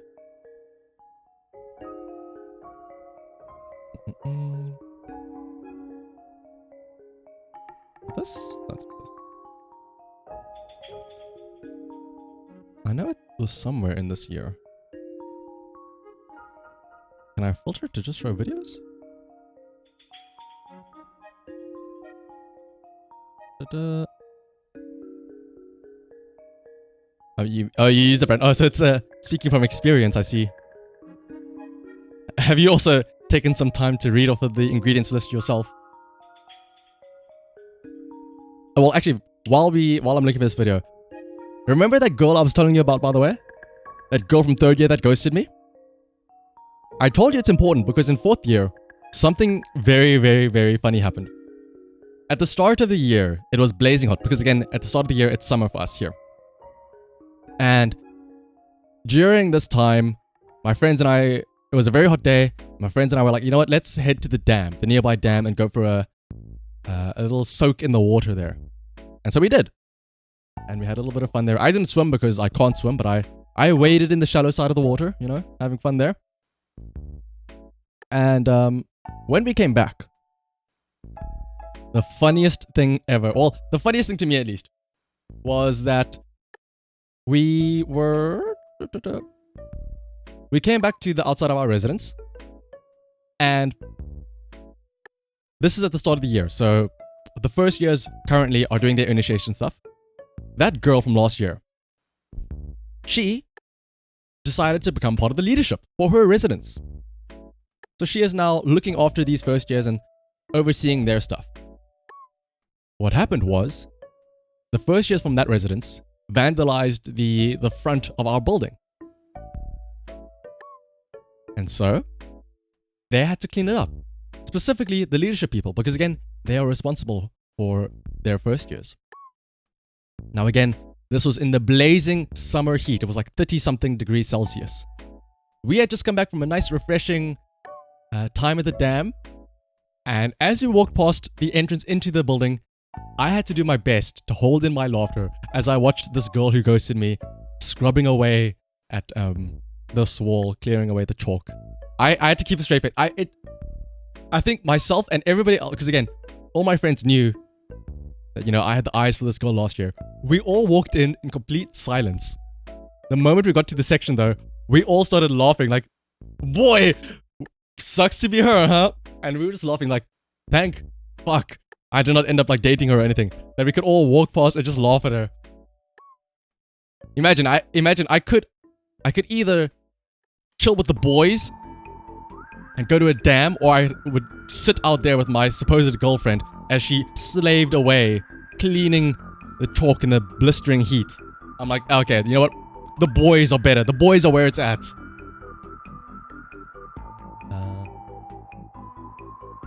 Okay, wait. Let me have a quick listen to this video. I just found another video that is very funny because okay, you know, I'll show this video. And yes, it is bros before hoes indeed. And mechanic had, you know, I should have lot, but I didn't want to be that mean. There's another video that I just happened to find of actually one of my friends. He was a civil engineering student, and he was doing a project for his civil engineering assignment. Or he was doing something for his civil engineering assignment. And let me show you what he was doing.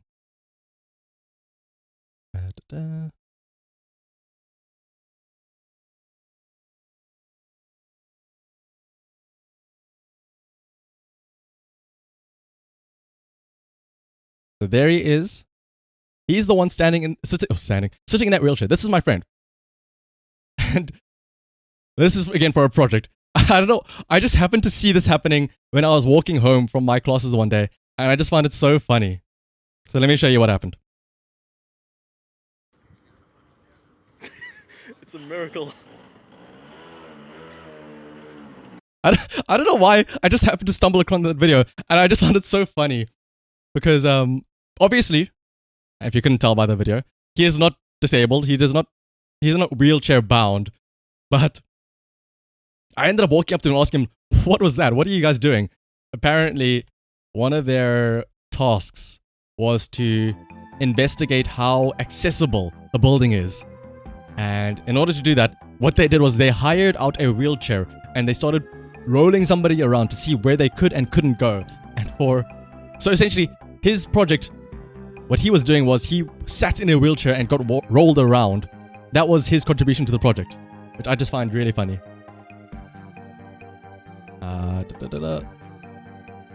Let's see that. I really want to try and find that slap video. Because again, I don't want to have gotten slapped for nothing. I want to at least show it off. Not that I enjoyed it.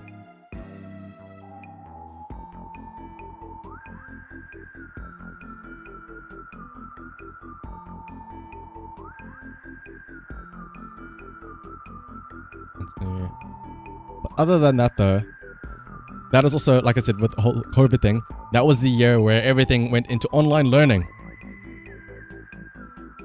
Honestly, it's pretty useful. I mean, it was a very unique way of testing, you know, whether something or not is accessible.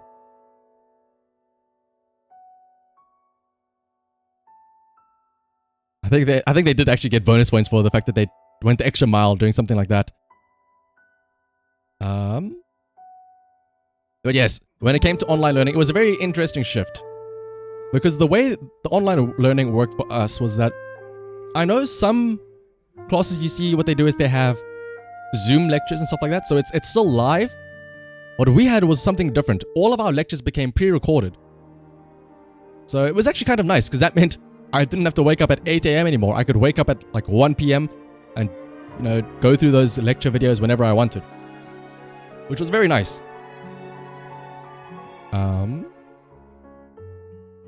Issue though was that obviously the big issue with it is that the quality of learning, right? I was that kid in university that would always go and ask the lecturer questions. To be fair though, I would never like raise my hand and ask questions during the class because I realized that would kind of interrupt things and make things go on a bit longer. I would always go up at the end of the class. I would be the one that bolts up right at the end, and I would quickly run over to them and ask them a question. And all your classes were either on Discord. I see. I'm amazed at that Mooncake Puff about classes being on Discord. In my mind, I like Teams. I understand Zoom. I understand, but Discord. Imagine being a person studying at a university level, and you are using an application where when it loads up, it says charging up my laser. That is your official application that you're using to learn. Or whatever other like silly gamer words they use for their like loading symbols and stuff like that. Oh, sorry guys. We can't have a Discord lesson because Wampus is having a little issue. Or whatever the mascot is for that Discord.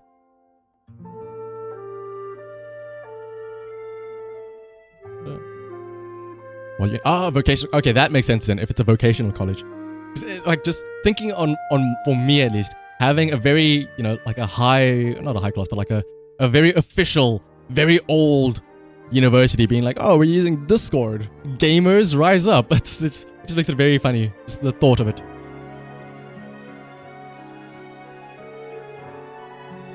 Oh, actually, something else. Again, I'm just looking through my photo collage and I'm just noticing other videos that pop up.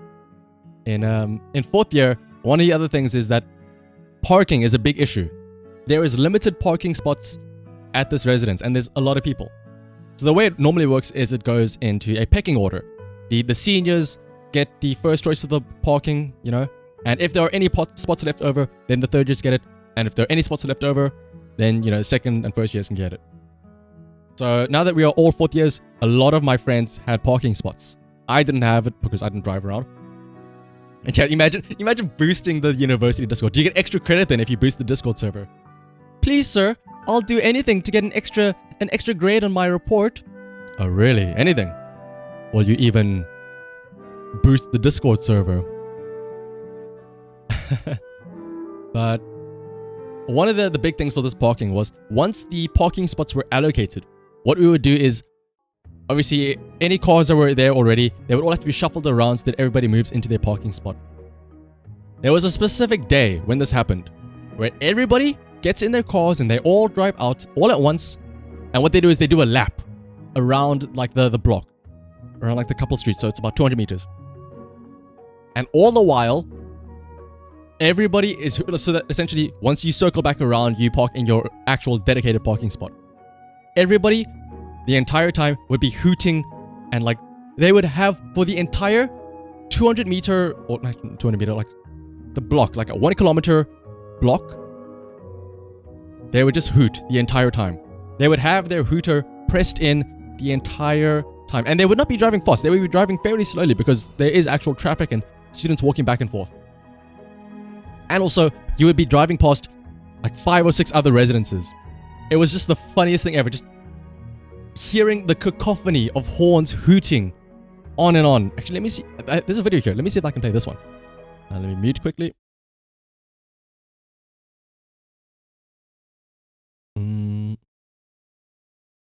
Because for one of them, I decided to ride shotgun with a friend of mine.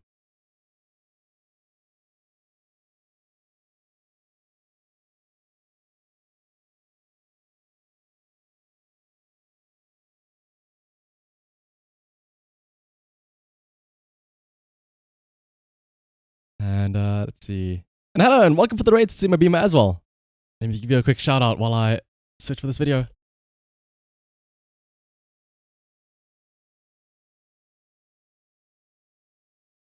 And oh, were you playing Inscription? Oh, Inscription is a great game, by the way. If those of you who don't know about it, Inscription is a great game. How far did you get in it, Beamo, out of curiosity?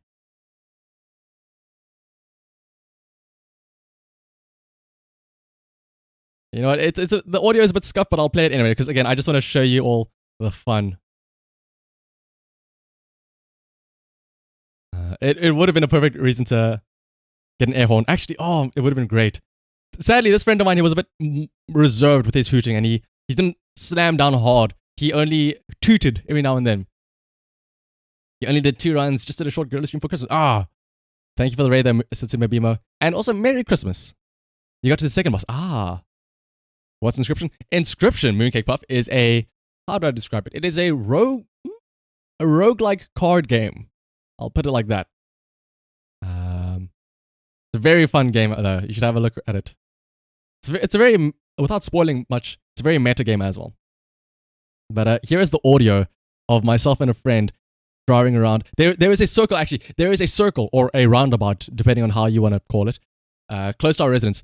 And what we did was we what a lot of people did was once you got to the circle, instead of just going around and taking the first exit, you would drive around in the circle for about a minute. It's going around and around like 5 or 6 times, just hooting the entire time. That was the biggest reason why there was always a build-up, because people would enter the circle and they would never leave it, because they would just go around and around hooting the entire time until eventually they realized, oh shit, I'm wasting so much gas. Let me go back.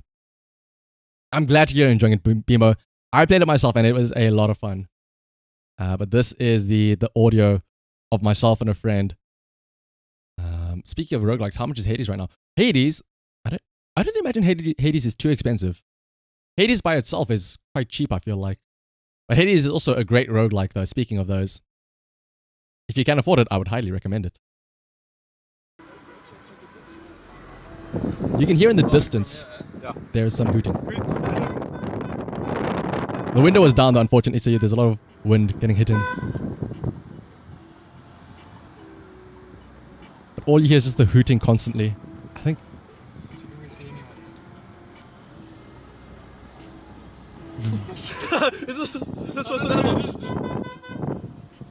It's very faint, but you can even hear... Oh no.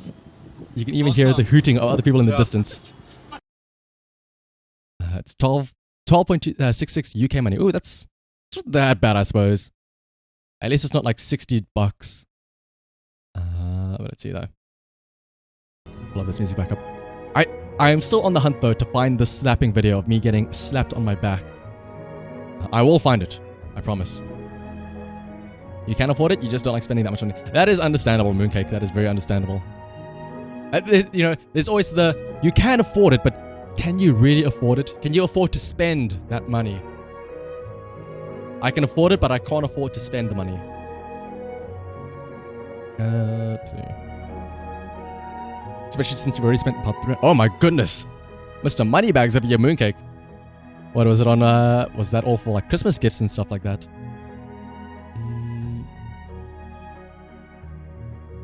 Yeah, let's see. Oh my...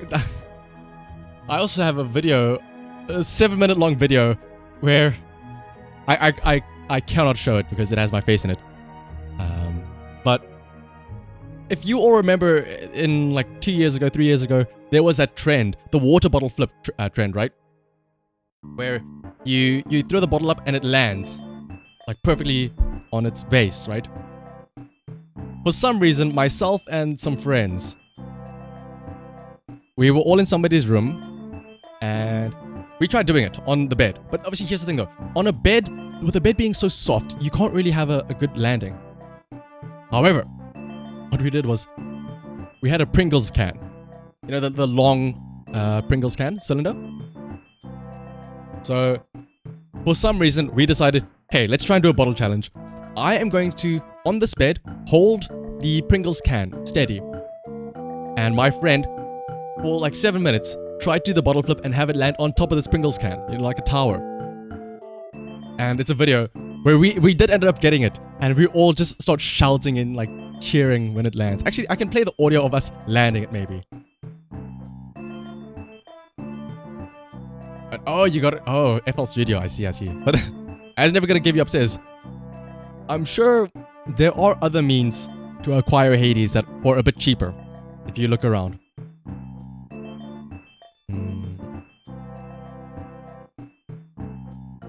Let me see. Skip the end there.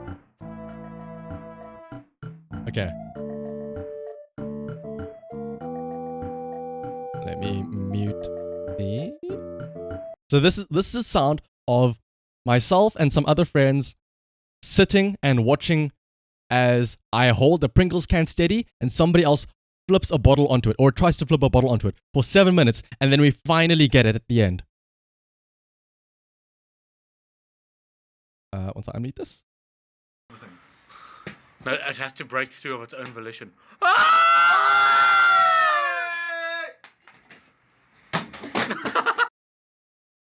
That shouting was not me, by the way. That shouting was the friend recording the video. In case you were wondering why it sounded so different. But the joy and elation could be heard in our voices. We were like, we felt like we were dude perfect after that.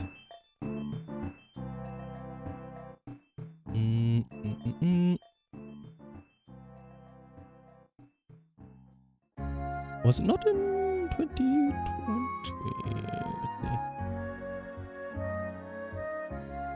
Oh, I wish I could show you all these videos. They are so great. All these memories as well. Oh my goodness.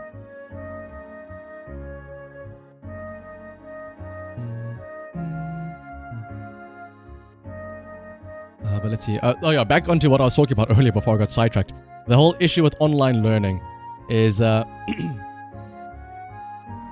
tests were so stupid. A lot of the tests became online, you know, you had to still type things out. Actually, no. Some tests were very difficult and weird because instead of, you know, filling in online forms of online test questions, you know, where you have to select a button and then say next question, then type them in, some tests we had to still write them out by hand as if you were doing it really in an actual room, and then we had to take pictures and scan and send in those written sheets of paper in. Which, to be fair, I actually preferred that for some of the things because when it came to like very math-heavy questions, like for example thermodynamics, where you have to write out a lot of equations, it is much easier and much faster to write those out by hand, like the symbols and everything, than compared to actually, you know, having to type them out and find the shortcuts and make the equations look nice and everything. So those actually was a lot nicer. And Mooncake, that is the other issue. That is the other issue I want to talk about. Being able to procrastinate. My goodness. Like I said, all of the lessons for us were now pre-recorded. And in order to maintain, you know, the regular allotted time, these lecturers made sure that the length of the recordings were the same as what a regular lesson is like. So 45-minute long recordings. The issue, however, is that I was a fan of writing down notes of everything that is said and everything that appears on the board. Even though technically speaking, you know, let's say you can download the slideshow presentation and see the notes yourself. For me at least, and I'm sure a lot of people, the act of writing things down makes you remember what you wrote down, but better, right? So it's just ingrained in me that if I want to remember something, I will actively write down notes. Even if, you know, I can get those notes and slides later on, the act of writing it down makes it stick in my mind. Now, well, the issue is that these 45-minute long videos, I now had the ability to, you know, pause and be like, I'm tired of writing. Because normally what happens in real lectures and stuff is that they would go a bit too fast for me and I would effectively give up and say, I didn't get that note, it's fine, I don't have to write down everything. I have to actually choose to not write down some stuff because of how fast they go. However, now that I had the ability to pause things, I would write down every single thing that appeared on the screen in the lectures. And I would get tired from writing down so much, and I would stop and just pause, be like, I'll come back to this later. I don't feel like writing down more. And what would take 45 minutes to just sit and watch a video of a lecture would take almost 2 hours, because I would just keep on pausing it, going and doing something else, and then coming back, and then not paying attention, then having to rewatch it again. It was horrible. That's what I didn't like about it. But then again, I suppose it made up for the fact that you could actually cheat so badly in these online tests. You could cheat so badly. I mean, here's the thing. You can have your notes open regardless, right? I don't think there were any rules that you couldn't look at your notes because they knew, right? And in theory, if you're going to make an online test, what you should do is you should make questions that, in theory, don't have any easy-to-search answers. Or, okay, well, I won't say that, but questions that, I won't say you can search online, but questions that are different from your material. If you can have your reference material right in front of you, don't make questions that can be easily answered using that reference material. Some of the modules that we did were, I think there was some sort of economics module that we had. And a lot of the questions were very like simple, like multiple choice or what is the definition of this word questions. And the issue is that even though you aren't allowed to like you use Google and use other third-party websites. You can only visit the one single website for the test, nothing else. The fact that the questions were still word for word the definitions from our resource notes made the things pointless, essentially. I told some of my friends that some of the tests were more like practices in using Control F for answering them. And that was the sad reality. And you should try... Mooncake, I recommend. If you want to try and remember things, writing them down is a big thing. Because for me, at least, being able to hear something, it can easily go in ear and one and out the other ear. That's why writing it down, you have to put in the actual effort of thinking about what you want to write, moving your hand to make the symbols, and then, you know, writing out the words. So it just sticks better in your mind. At least, that's what I feel like.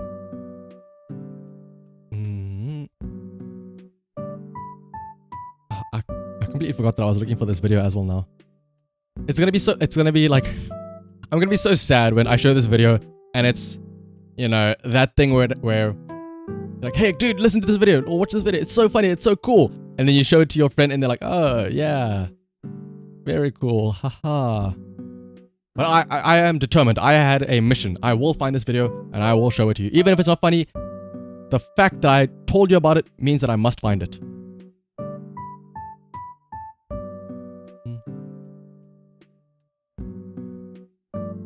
Can I not filter these?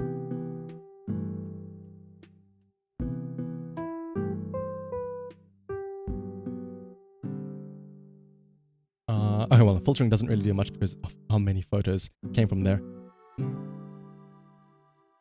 Actually, wait a minute, hang on.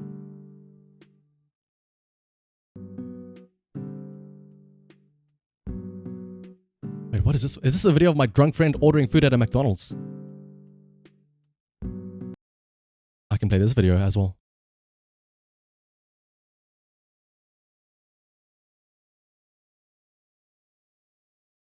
Let me see. Let me wait for it to load.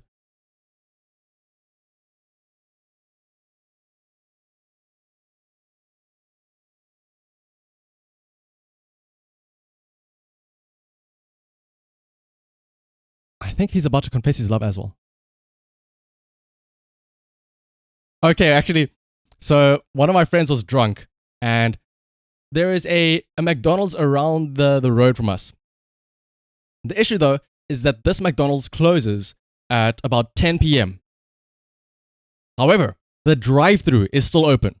So what a lot of people do is that if they walk to the McDonald's, they realize, oh, we cannot order inside. So what they do is they walk through the drive-thru and they order there and they get served. That's the thing. And this friend of mine was craving McDonald's this one day or this one night. And so he was like, oh, let's go get McDonald's. And we're like, okay, yeah, sure. He was very drunk as well, by the way. And so we were walking through the drive-thru, and this is him placing his order. Wait until the end, and you'll hear why he was drunk. Can I please order? Yes, Thank you very much. Can I please have a double quarter pounder with cheese meal? Coke zero, please. anything else? Can I have it plain, please? Plain. Yes. Anything else? Your smile has the sparkle. Sorry? Nothing. Thank you.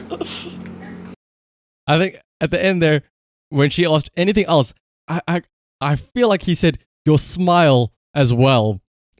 But then she was like, I'm sorry, what? And then he just said, never mind, I'm sorry. And then he just got up. He was very drunk. But he's a good friend of mine. And yes, it was the walkthrough. The amount of people you see so often, people walking through the drive-thru. Because again, the McDonald's closes at 10 p.m.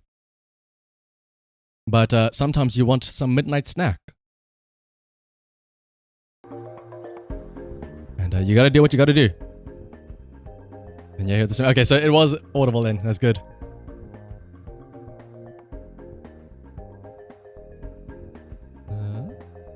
Oh, and there were other pranks that we did. Oh my goodness, I'm just looking at the videos now. There were pranks that we made here. Again, like I said, in this 4th year, we were very bored, right? At the start of the year, we had no internet. We only had one module, so we had a lot of free time. What we did was, Somebody went out for a run, for a jog, and they left their door unlocked, and that is the worst thing you can do. Leaving your door unlocked, not for worrying about theft, right? Because people don't steal from each other in our res. What happens though is people will fuck with you. People will absolutely screw with you. And so when this person went for a run, what we did was we took everything in his room. Everything. His bed, his clothes, his desk, his computer, well, not really his computer, his laptop, all of his clothes, everything. And we emptied out his entire room and essentially rebuilt everything in the lounge section. So his bed was out there in the section, all of his clothes were out there, everything was out there in the section for everybody else to see. And obviously nobody helped him move it back in, but it was just a lesson of never leave your door closed. And the closest McDonald's is 10 k's away from you. Oh my goodness, and 200 k's from Never Gonna Give You Up. Oh my goodness. I feel so sad for you guys that you can't get the Midnight Munchies McDonald's. It's a classic. I would say maybe have it delivered, but I don't think anybody would be willing to deliver for 10 and 200 kilometers.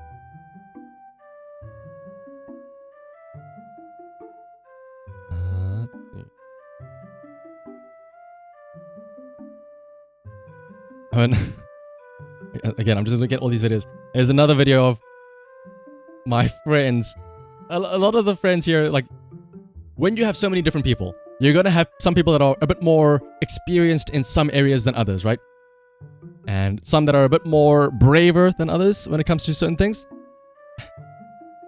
Somebody had a wasp in their room, and this person was deadly afraid of wasps. He was screaming, he was panicking, and so we had to have somebody else, sort of like a Ghostbuster, help him out, because it's just a video of him so scared that he's wrapped up like an Eskimo, covered in head to toe in material, cloth and stuff like that, to make sure that he couldn't get stung, with a vacuum. He's trying to vacuum up this wasp in midair.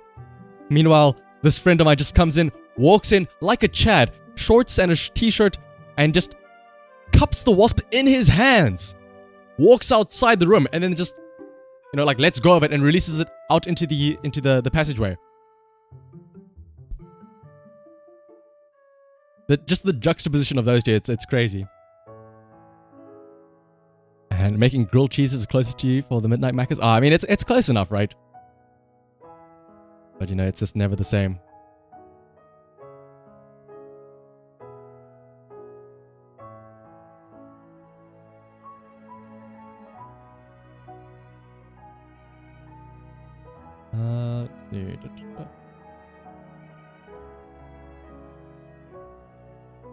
Oh, also, this fourth year was the worst thing ever. I got no sleep in this fourth year early on because there was a big issue with the piping in our residence.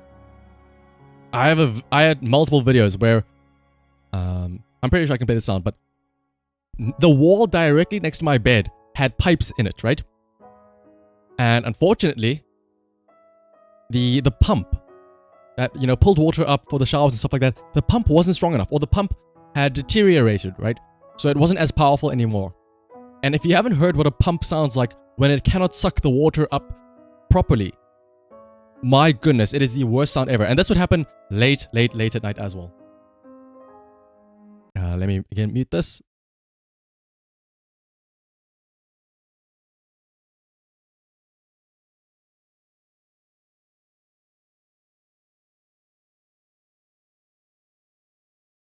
So this is literally me sitting in my bedroom, on my bed, and I just have my phone recording audio. And now obviously it's not going to be as loud because it's through a camera phone, but you can just imagine how loud it is in reality.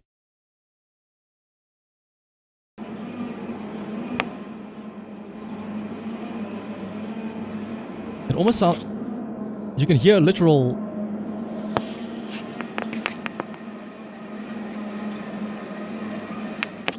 You can hear literal water running, and you can hear what sounds almost like an elephant, or like somebody farting, effectively speaking, constantly, because of how, like, the pipes are just going the whole time.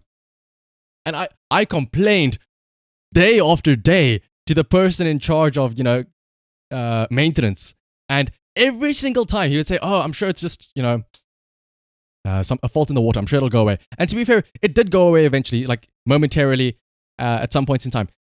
But here's the thing though, I would tell him specifically as well, listen, I know what the issue is. I know why it is making that sound. It is because the pump is not strong enough. The pump is struggling to pull the water up. That is why there's running water sound and a, like a farting sound in the walls. And he would not listen to me. Eventually, he got the plumbers to come by and they fixed it and it stopped happening. When I asked him, what was the issue? What was the problem? He said, oh, apparently the pump needed to be replaced. I nearly strangled him. Because the thing I was telling him about for like a month straight, telling him, listen, the issue is that the pump needs to be replaced. Just have them look at the pump and like fix the pump. And he's like, no, it'll be fine. I'm sure it'll be fine. There's no need to worry. The water can still go up to the top. And as well, especially because the water was not running properly. There was no water pressure because again, the pump was not working properly. But this friend of mine who was like, head of maintenance was like, it's fine. It'll be fine. Don't worry about it. Oh my goodness. I nearly strangled him when he's like, oh yeah, apparently you were right. It was the pump that needed to be replaced. Woo! I was very mad. Oh, and speaking of the midnight Macca's runs, the highlight of that McDonald's place was, again, every year there is a leadership or a leadership portfolio in the residence is elected of about 10 or 12 people. And when these 10 or 12 people are elected, what they normally do as an initiation is that they all get McDonald's for their section. So for about 15 or so guys. However, there's one stipulation. They cannot drive. They have to walk from the residence to the McDonald's, pick up the orders by hand and deliver it back by hand. And also, the section gets to dress them up however they like. So, I have videos of people dressed up in drag, people in bras, people in skirts, people wearing very, very, very, very, very, very high-cut crop tops with a Speedo on, going down a road at night at like 9 p.m.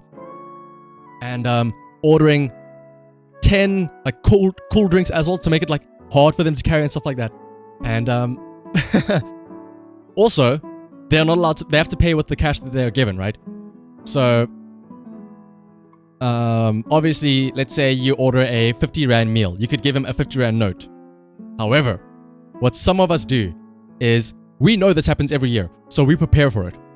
We prepare by saving all of our small change, all of our coins, so that when they have to go and place an order for a 50 Rand meal, instead of giving them one single note, we give them a packet of like almost 100 little coins that range from like different values of like cents to small rands and stuff like that.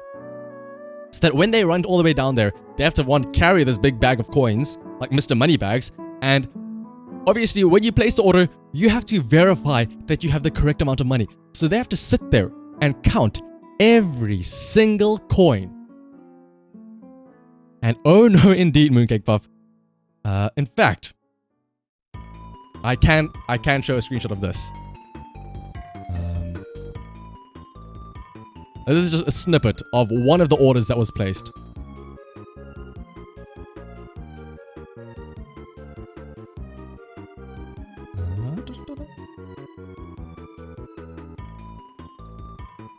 You can see that is all a bunch of cents there, cents and rands on the table there. All of those silver coins are full rand coins or multiple rand coins, and all of those bronze and like coppery colored ones are all cents.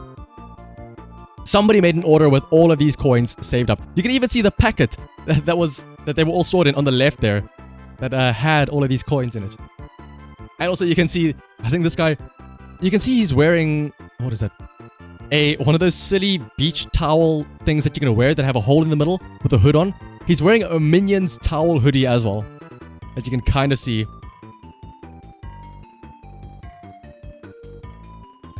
Yeah, we do a little trolling, I suppose. As the kids say, never gonna give you up. But yeah, imagine somebody buying like $15 cheeseburgers. But people, like I said, people did that. They ordered as much stuff as they could to make it difficult for them to carry. But it was a delicate balance though. You wanted to make it difficult for this person to get the order, but you also wanted to make it reasonable enough that you could still enjoy your order. So a lot of people would order like 5 ice creams, but then a lot of people would order 5 ice creams thinking, especially because again, at this time of year when this happens, it's also fairly hot. So they would make them order 5 ice creams, and they would somehow have to carry all of these by hand. But then, as well, when they run outside in like the warm heat, they would finally get back to the section, and they would be bummed because all those ice creams are either melted or like ice creams have like the guy's fingers in them. It's half on their hand. It's melted all on them, and they're like, well, I don't like. So a lot of people, they just buy the ice cream not because they want to eat it, but just to have the person have an ice cream melt in their hands while they're running back and forth. And again, we do a little bit of trolling. I was never going to give you upset.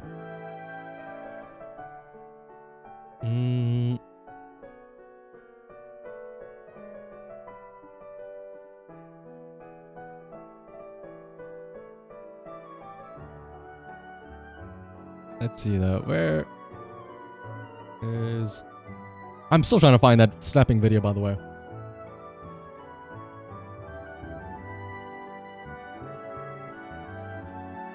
I do not have it on my phone. Let me have a look there and see.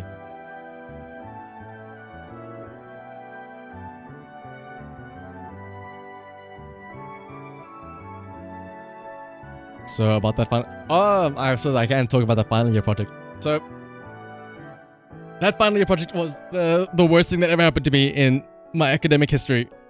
So every year, or not every year, the culmination of your 4-year course as an engineering student at the university I'm at culminates to a single big project at the end of your final year, which is a full year long, which is the biggest project you ever have. Normally, you only have to worry about half-year long modules, but this one module is nothing more than a single project. There are no lectures for it, there are no classes. It is just one single project. And that is worth the most credits out of your entire degree. What happens is, at the start of the year, you choose one of many, many, many topics that are available. And that is essentially your topic. So nobody will have the same project. Mine, the one that I chose, was to build or to design and prototype build a portable car wash. Because I thought, wow, that sounds really cool, you know? And how cool would it be if I can actually build it and it works? Boy, did I choose the wrong topic. Here's the thing. Normally when there are topics where you have to design and build something, they are very small. It is like designing a model airplane or designing the wing, just the wing of a model airplane to, improve the airflow and stuff like that. And this isn't, well, it is kind of the case of leaving the project to the last minute. It's a bit of both. Mooncake. It's a very extreme scenario, I think. I think not many people had the same scenario I had, where the issue as well is that with design topics, things can go south really badly, because what happened was there were times where I would spend a month or 2 months working on a design, and remember, the thing with design projects is that when you say like, oh, I'm gonna make this beam here 1 meter long, you cannot just say that. You have to explain why. You have to have math that proves why it needs to be 1 meter long, and also to show that 1 meter is going to be strong enough, like it won't crumble upon itself. All of those require calculations. Everything has to have calculations behind it. So, after about a month or 2 months, I would have a design, and I would go to my supervisor, and I would say, hey, this is my design. Can you have a look at it? Is it okay? Can I move forward to the next step, of the project, the design process? So after 2 months of work, my supervisor would look at it, and he would say, no, I don't like this. Redo it. Do something else. Which effectively means that that entire 2 months of work for that design is now gone. It's wasted. It has no implications now for the rest of the work, because it is useless. This was very, very concerning. This happened multiple times, because a lot of the times, the reasons weren't even because, it will not work, your calculations are wrong. It is literally because he did not like the design. He wanted it to do something else. The calculations and everything were perfectly fine. They were correct, but it is down to the supervisor's preference, which is now why I realized it's the design process is very bad, because I know you hear about architects complain about this, where the people that want a building, they want, I want the building to be able to look like this and this and this. Whereas then you can turn around and say, well, the building cannot physically look like that because it will not hold. But then the designers will tell you, no, but I want it to look like that. It is kind of dumb, Mooncake Puff. It is very dumb. That's not the worst part, though. The worst part is that normally you're supposed to have meetings with your supervisor about like once every 2 weeks or so. And this obviously is supposed to be done in person. However, again, because of COVID, everything moved online, so I could no longer have in-person meetings with my supervisor. Instead, I would email him every week with progress reports. I suppose maybe it's my fault, though. Eventually, it got to a point where I would just not email him a progress report because I didn't have any progress to report on. So there would be times where I would go 2 months without contacting my supervisor. I would still be doing work. I would still be working away and chipping away at the work, but I wouldn't update my supervisor on progress and stuff like that. The biggest issue, though, came in when there was 1 month before the deadline, 1 month before the final hand-in. What you're supposed to do then is send a copy of your first draft of your final report to your supervisor. Effectively speaking, you should be done with your report, your project, everything, and have a draft up and ready. So I sent this first draft to my supervisor, and the timeline was supposed to be you send your first draft on a Friday, and the following week, within 7 days, you get a response from your supervisor where he sort of tells you, listen, here's what I liked about the report, here's what you need to change, so you can do any touch-ups. And thank you as well. I've been talking so much. Thank you for reminding me to drink water, Eschaton.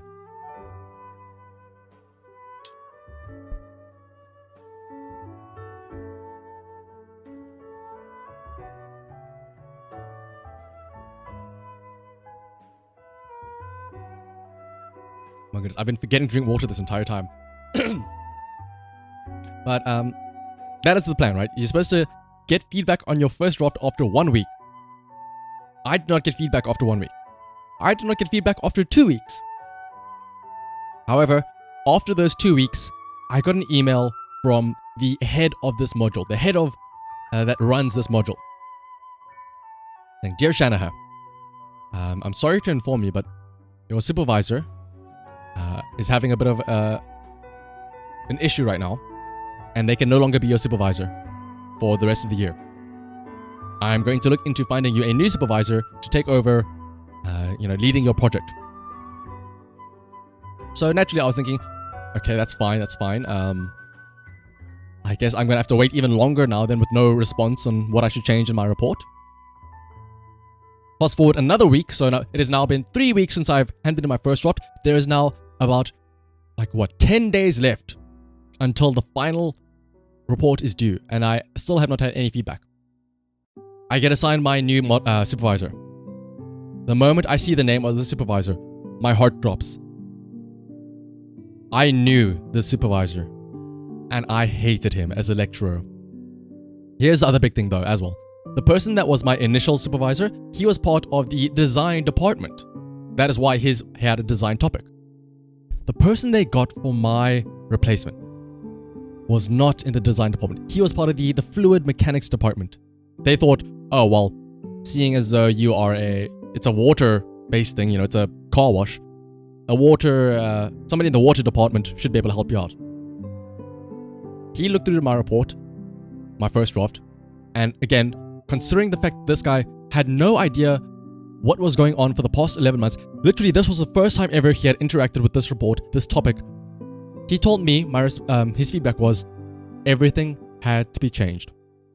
Everything. In 10 days. I thought to myself, well, shit. There's no way I can do that. But I tried. And I changed. I did everything that this guy wanted. I changed all of my calculations. I changed the entire purpose of the project. I changed the stuff that was that my supervisor initially told me about. And I thought, you know what? That's fine. I'll do it. To be fair though, here's the thing. Because of COVID as well, this is now in December. We had two options to hand in. We could either hand in early December or hand in early January, right? We had two opportunities. I did not want to. I was fed up with this project. I wanted to get it over and done with. I said, I'm going to hand in December. I am not going to hand in January. I'm not going to take an extra month. Even though, 10 days to change everything is a bit intense, as Mooncake says. I said, I don't want to have to sit with this garbage anymore. I'm just want to get this done. 10 days. I did it. I did everything. I handed it in. And then after you hand in, like about a week later, you have to do a presentation. Because your mark is based on your actual report. And then there is a presentation. You have to do a 10-minute long presentation where you have to effectively sell your report. You have to say, here is the project that I did. Here's what I did in the project. And here is how I successfully completed it. And you do this in front of 3 people. You do it in front of your supervisor. You do it in front of an internal moderator who is there to just, look over everything and manage the proceedings. And you have to do it in front of an external moderator. This external moderator is normally somebody in the working world, a proper engineer that they just get in to look over your work and also gives you a mark. So a week later, I do my presentation. My supervisor is there, and my external supervisor is some guy from, some firm. My internal moderator is the fucking dean of engineering. The head of all of the engineering faculty is the one who is my internal moderator. And thank you for the congratulations, it's fun. I appreciate it. I'm reminiscing over all the different years that I had in university. And right now, I'm complaining about the tragic final year I had last year where I failed my final report, where I had to give this presentation in front of my supervisor and the dean, the head of all of the engineering faculty. And needless to say, he tore me to shreds with questions. He asked me the most random... He asked me things I could never even think of. For example, again, I had to design a portable car wash. And so one of the things I did was I said, I will have... I cheated a bit and I said, there are ready-made parts for car washes, like blow dryers that will blow water off of the vehicles, right? And these are made specifically for car washes. So I said in my report that I will be using, a set of these industrial designed for car wash blowers in my design to blow the water and dry the vehicles. Because, in my head, they would work because they are designed for car washes. The dean of engineering then came around and asked me, I see that you are using these blowers. Did you do any calculations as to ensure that they would, work? Because again, with design topics, everything has to have proof as to why it will work and why it is there. And I said, oh, well, no, because I just assume that it will work, seeing as though it's designed for, drying cars. And then the dean hits me up with this question. Did you calculate the pressure required to raise a water droplet off of the surface of a vehicle? I'm like, of course I fucking didn't. Who would do something as so specific and so stupid as that? Not a chance would I do something like that. So I just told him, I'm like, no. I just assumed that it would work. And when he heard that, he's like, oh, no, that's horrible, that's bad. You should never assume something like that. And so at the end of that 10-minute interview, I'm like, oh my goodness. I knew at the end of that interview, I went and I told my parents, I'm like, that did not go well. I do not feel good about that interview. I messaged my friend, I'm like, oh dude, I'm not feeling good about that. Literally an hour after the interview, I get an email again from the head of the module. And it's like, oh, listen, Mr. Shanahan, are you able to come in to my office tomorrow morning and for a meeting? It is very urgent, by the way. I'm like, oh my goodness. I told him, yes, sure, I'm able to come in. May I please just ask what the reasoning is for? And And he sends me an email back saying, "Oh, it is about your results for your final project." I'm like, "Oh shit, I failed. I absolutely failed." And actually, yes, never gonna give you up. That's the thing. One of the things I learned about when I was researching the car washes is that they do damage the car so badly. But the next day, I went into university, onto the campus, and I met up with this supervisor. Or not the supervisor, the head of the module. And he sits me down and he's like, he tells it to me straight, like, "Listen, I'm gonna cut to the chase. You failed." I'm like, "Yeah, I'm quite aware I failed. I know I did poorly." And then they said, "You know what? We'll give you a chance, sir, because of the very, very specific circumstances where, I had the whole supervisor switch up. They were like, you know what? We'll give you a second chance. We will give you another month." Because remember, there were 2 hand-in dates, December and January. They said, "You can work on it again. We'll act like this never happened. You can hand in again in January. And if you pass then, you'll pass." And I was like, "Yes, please. I'll take the second chance. Please, I'll do it. I'll do it. I'll do it a second chance. And I'll try and fix it. And I'll try and work better." And the guy even said, "You know what? We'll even find you a new supervisor. Because clearly that other supervisor that I had did not help out." I'm like, "Yes, please, please, please, please, please. I'll do anything for a second chance to pass." And oh my, indeed, it's fun.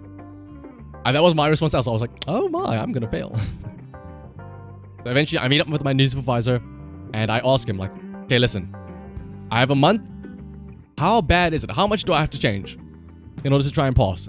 And the guy's like, "Well, looking at your report, you're gonna have to change a lot of stuff." And I was like, "Well, I have a month though." And I stopped and I thought to myself, "You know what? No, I'm not gonna bother. I'm rather gonna take the L. I'm not gonna grind out for another month to maybe pass again." Because again, at that time as well, I was still considering doing masters. So if I had taken that opportunity, here's what would have happened. I would have worked hard for another full month to try and get it done in January. And had I passed, I would start, studying immediately again in February for masters with no break whatsoever. I was like, "There's no way. I cannot do that." So I emailed the guy in charge and I'm like, "You know what? Give me the L. I don't mind. I will fail. I will repeat the year. I'm fine. I don't mind." And you know what? That was the best decision I have ever made, I think. Because now, that is the end of the 4th year of university, and that brings us to 4th year part 2, aka the 5th year, aka this year. And exactly, never gonna give up. I would not be here if I had tried to finish up in that 1 month. And Mooncake, I thought the exact same thing. I realized, once I realized how much work had to be redone in such a short amount of time, I was like, "No, what? No, I'm not gonna bother. No." Instead, here's what I did. I said, "No. I've worked hard. I was the top student. If I had finished and actually passed that course, I would have graduated top of my class. Because like I said, I was the top student in second year. I was the top student. 3rd year, I was the top student. 4th year, all of my marks were high. They were all in the top for each module, like 80s consistently. Had I passed that, I would have been the top student, 2nd, 3rd, and 4th year. But I said no. I don't want that. I'm tired of working my ass off. I want a break. I want a relaxing year." And that's what this year was. Because now, I would have to repeat the year, yes, but I would only have to worry about one single project. Because I've passed all my other modules, I wouldn't have to redo those. So, start of the year, topics came around, and I chose something much, much, much simpler. I chose an experimental topic. For those of you who have been following me around, you'll know that it was on, I think it was on steel, right? The porosity of steel. All I had to do was, it was actually such an easy topic as well in comparison to last year. All it was I had to go to the labs and take microscopic pictures of some steel samples, and I didn't even have to do a lot of math. In fact, I had to do no math at all. A lot of the difficulty would have been in developing sort of a program or some calculations in order to crunch some numbers and get certain values out of these images. However, I was incredibly lucky in that the entire core of this project was already online. Somebody had already done all of this math for me. So what I did was I just took his code and used it for my own project. I had to do none of the calculations myself. It was great. And I passed using it. Basically like expansion of steel. Kind of Mooncake. It's similar. It's rather actually the opposite.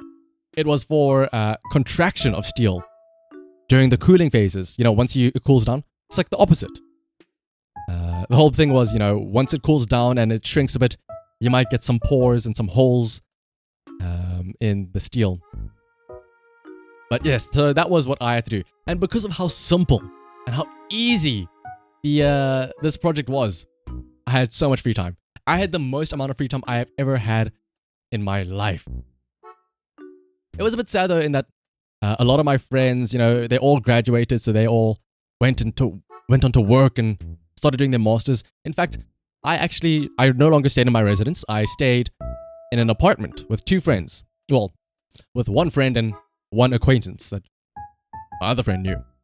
And this friend of mine, he graduated, so he actually had to work. And, you know, watching this guy have to work 9 to 5 every day while I could sit on my ass and watch streams, play video games, and try streaming myself was great. I had so much free time. I had such a relaxing time. And, you know, bridges are built to account... Exactly. Bridges are built to account for the expansion. Because when you have... You might not think about it, but a slight change in heat or temperature causes contraction and expansion. But when you have such a very, very, very, very, very long bridge, those tiny little expansions and contractions, they build up. But let's see though.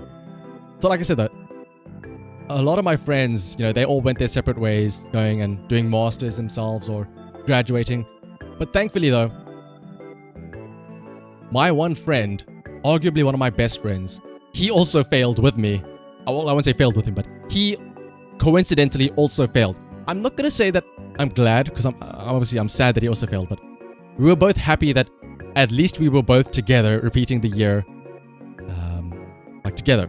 And funnily enough, that friend that failed with me, that is the same friend that we nearly died on the side of the mountain when we got lost in our second year. So that was a nice little full circle moment. But again, never gonna give you up said, the best part about it was this is the year that I decided, you know what? With all this free time, why did I start streaming? And you know what? That is the best choice I've made, I think, this entire year. It's actually very funny, the reason why I started streaming. Again, like I said, I moved into an apartment with my friends. And so I realized at this apartment, we were getting faster internet. And I had never had fast internet to be able to stream before up until this point in time that year. Like I think in about April or so. And also specifically, I just so happened that when we moved into this apartment, we found some stuff left over from the previous owners. And one of the things that was left behind was a duct tape SingStar mic. You know, the ones that you used to have with the PlayStation 2? That was left behind by the previous owners. And for shits and giggles, I picked it up and I thought, if I plug this into my computer, will it work? And believe it or not, it did actually work. In fact, let me see if I can find a photo of it. For the first few months, or the first month or so, when I was trying out streaming, my microphone setup was, I had a SingStar mic that was held, and my mic stand was a toilet paper roll. That was what I put the microphone into. Mounted, or like sellotaped on top of another paper towel roll, so like a longer roll, which was stuck inside of a tissue box, a square tissue box. And that was what I used for the first month of streaming. And it's indeed a proper... I still have it around. I saved it just in case. But yeah, that was what I used at the start. Obviously now I have something a little bit better. I have a better mic, but that was what I started out with. A toilet paper roll. A toilet paper roll, it's fun. Let me see if I can find a photo of it. I had a photo somewhere. Listen, I am like I said, I am an engineer. I am a actual graduated engineer now. That just shows you I made do with what I had. I'm pretty sure I had a photo of it somewhere. Let me see if I can find it. But it was a very, very scuffed setup. But hey, it worked. And it didn't cost me any money, so I'm fine with that. Let's see.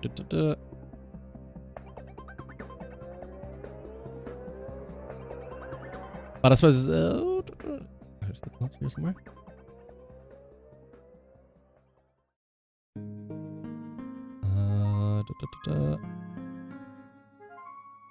I know I had a picture of it somewhere.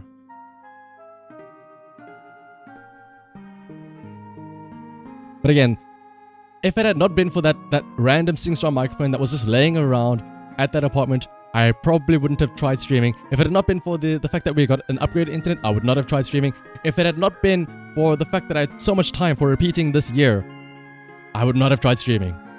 So it was the perfect storm of things that went wrong that allowed me to try out streaming. And I'm glad for each and every one of them. Oh, I think I found the picture.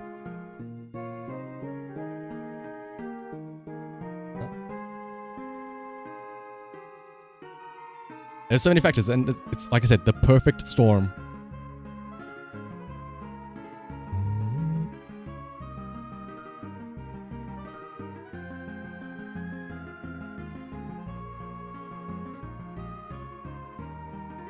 So let me crop things out there so you don't see stuff. I had to crop some stuff so you don't see everything, but this is what I used to stream with in the first month or two. You're so glad thank you, Miss Fun. I'm so glad that I could meet everybody. And oh my goodness, never mind. Well, while I do this, let me also do the squats. To be fair, I have been sitting down for quite a while, so maybe it's good to get the blood flowing.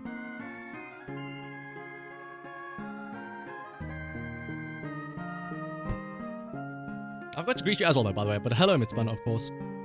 So you can see here, at the top there, as you can see, it is the SingStar mic, which is, hang on, 1, 2, 3, 4, 5, 6, 7, 8, 9, 10.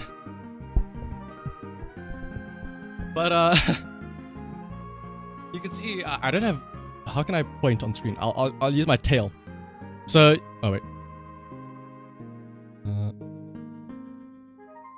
So the tail where it's pointing, that is the SingStar microphone. You can see, like I said, it's held together by duct tape. I don't know why, but there was duct tape around the top of the capsule of the microphone, but it worked, so it was fine. And then this is a regular toilet roll, like the one that you would use to go to the toilet. And so I fit it through there. And that was like that is how I held it together. And obviously the cord would then roll. The cord comes out the other side and goes into the computer. But now this roll here is actually a paper towel roll. So it's about twice as long as this one here. And it's mounted together by sellotape. So I squashed, you can actually see on the left hand side there, I squashed the back of it. Because remember, it was slightly tilted. I didn't want it to be perfectly horizontal. I wanted it to be tilted so I could reach my mouth. So I squashed in the back of the toilet roll here, and then I put sellotape to hold them together. And then, in order to, have it stay standing up, I then shoved it down into this Kleenex tissue box. The issue though was that now it would fall over a lot because this would pull it down. So what actually happened was I went outside and I took a bunch of rocks from the garden outside, And inside this tissue box here is a bunch of rocks to weigh this thing down. And then I shoved the toilet or the paper towel roll down the middle of it to keep it standing up straight. And then the rocks would make sure that it didn't topple over and stuff like that. And also made sure that the toilet roll here wouldn't shift around at the bottom. But that is what I used as my microphone. And here's the thing though, it worked. That was all that mattered to me. It worked.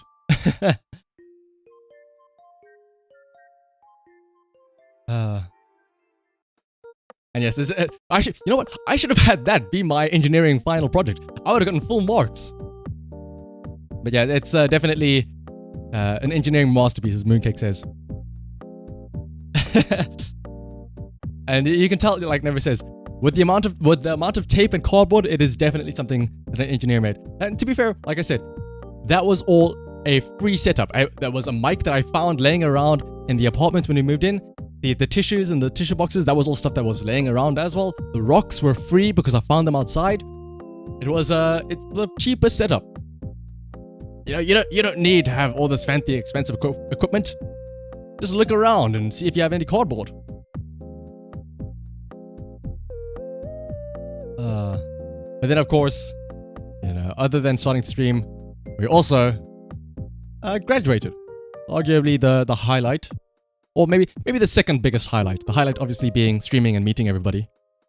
But the second biggest highlight would have been graduating academically again. Do I have any VODs saved up from when I used that mic to stream? Oh my goodness, yes I do. In fact, oh, this is thank you, Never Gonna Give Up. This is a good time for me to plug this. If you aren't already, have a look and subscribe to the YouTube channel. That is the main YouTube channel where all of my highlights and stuff that like I said, I have been putting a little bit more effort in now that I have even more free time, seeing as though I have literally nothing better to do right now. I'm working on uploading some highlights onto that main channel there, but there's also a link at the top of that channel to a VOD channel there, which has every single one of my VODs ever from back on. From like when I first started. In fact, actually no, it doesn't have every single VOD. It has all of the VODs except for one. And that is the test stream I did where I didn't have any mic at all. But yes, there are VODs with that scuffed mic. In fact, maybe like at an anniversary stream or something, I'll go back and watch those VODs and cringe at the, do the classic cringe at the, oh, I sounded so bad back then and stuff like that. And Mechanicat, no. Listen, the tissue box did not have any stains on it. The tissue box was clean. The tissue box was used so that I could blow my nose and nothing else. Let me see though. What has Mooncake asked me to read here?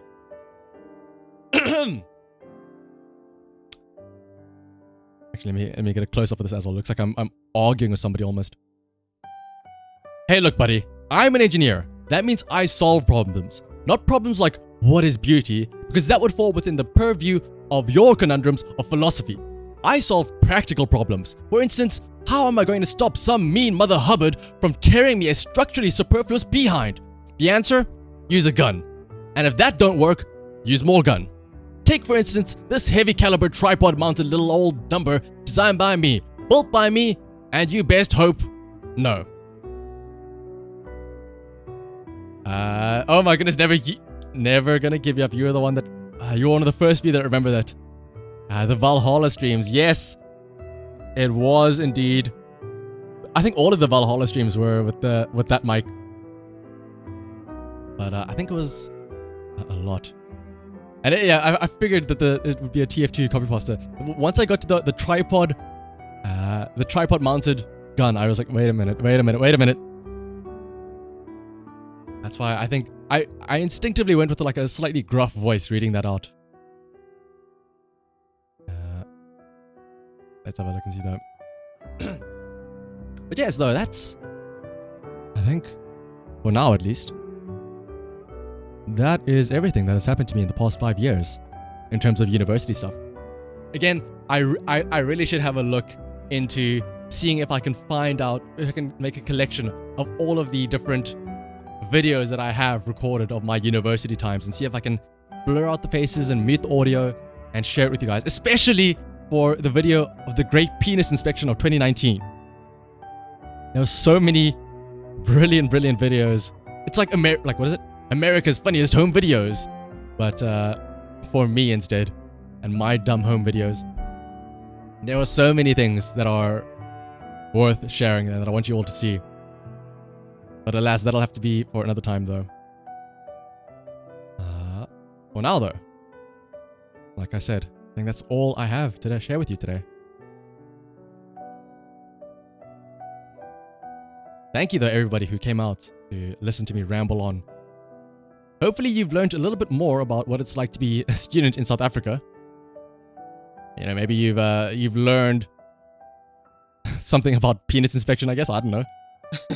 I don't think anybody will learn anything from this stream other than just I'm an idiot. I was an idiot in my years at university, you know, nearly dying on the side of a mountain, going around asking people which way their penis leans and whatnot. But I'm glad though that I could share it with everybody here. For now though, let's have a look and see who is online that we can raid. Thank you for sharing all these. No, thank you again. Thank you all for coming by and listening to me ramble on. It was a very selfish thing for me to do, to just ramble on about all these stories. Like, actually, let's have a quick run through. You kind of learned how the final project would be or something. I suppose. Malt Mooncake, if you're, let me put it like this. Be careful. You should always choose carefully when you have to choose a topic. And thank you, Mitzban, for the cheer. But if in case anybody missed it, let's have a quick recap. So in first year, there was a lot of initiation stuff like that. I made some very good friends in my first year. Some of them, well, I guess they were friends throughout my entire year, 4 years in university. We had some social activities, like we went camping, which was tragic because we ended up getting stormed out and we nearly like got rained on in camping.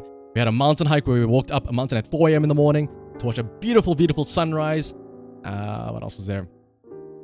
We also I also had a roommate that I never spoke to ever, except for the one time he asked me when I would be coming back because he wanted to have sex with his girlfriend. That was weird. See what happened. Second year, I nearly died when I got lost on the side of the mountain and had to trespass onto private property. Let's see. Not really anything else that was important there. Third year, things got wacky. It was when I got ghosted by a girl that I liked, only to end up laughing at her as she ended up being a sucker who had to work and slave away later on in the year. We finally had single showers at residence, so I didn't have to worry about taking showers with a bunch of gay people. All in one communal shower. There was also the Great Penis Inspection of 2019, where I went around for an hour going through all of my neighbors, asking them which way their penis curved. And also many other things that I wish I could show off. Let's see, in fourth year was going to be great because that was when all of the boys, all of those friends from first year could all gather up and have some shenanigans. Let's see what else is there. We also got up to a lot of funny business because we were the top dogs there. And then, of course, unfortunately, COVID came around and everybody moved on to online learning, and that's where I had the final year project that I failed. But thanks to me failing that final year project, though, I got to have my fourth year part 2, which was this year. Meant I could have so much free time and I could try out things like streaming and meeting all of you brilliant people here. All of the viewers, all of the fellow tubers, and everybody. And, oh, Mooncake, yes, we had, again, the saddest thing of that we could no longer be in person in residence, so we could no longer have Call of Duty LAN nights where we'd all be shouting across each other from across the corridors and stuff like that, and calling each other very bad names. You need to go here. Thanks again for the stream, Shanahan. Congrats again on your graduation and this new chapter of your life. Thank you, Mechanicat. And as well, happy holidays to you, Mechanicat, and happy holidays to everybody else who is watching right now. Whether you celebrate Christmas already on the 24th, on Christmas Eve, or actually, wait, no, Mitzban. You're in Australia. It's already Christmas for you. If it's Christmas for you already, like for Mitzban, happy Christmas. And for everybody else, have a Merry Holidays and also a Happy New Year. But now, though, let's have a look and see who we can raid. If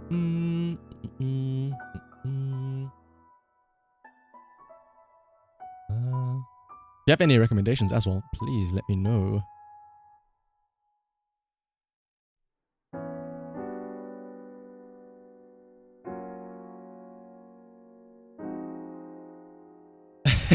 I'm glad you enjoyed the penile engineering stories, Enjo. So it is what's it? Christmas theme is fun. All the time zones. Ibro is online playing Ultrastar World. Isn't Ultrastar like a singing thing? He's having an affiliate party. Oh my goodness, we are absolutely going to be rating Ibro then. He's having an affiliate party and he's doing some karaoke. So again, let's go ahead and rate him. But lastly, before we leave, the next stream will of course be on Sunday. Actually, the stream on Sunday. Speaking of PowerPoints and stuff like that, the stream on Sunday will of course be the marble racing, where we're going to be betting on marbles, and you could win a gift sub if you bet on the correct marble. So if you're feeling lucky and you want to get a gift sub, come on by the Sunday stream. But I have something prepared for the Sunday stream after the races. I have something very, very fun and very, very interesting prepared. So I please hope that you come by on Sunday for that. But until then though, feel free to follow on Twitch and on Twitter. Subscribe to YouTube if you haven't already. And I shall see you all next time.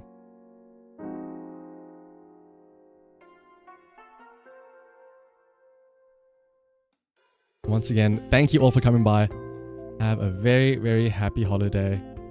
And Merry Christmas.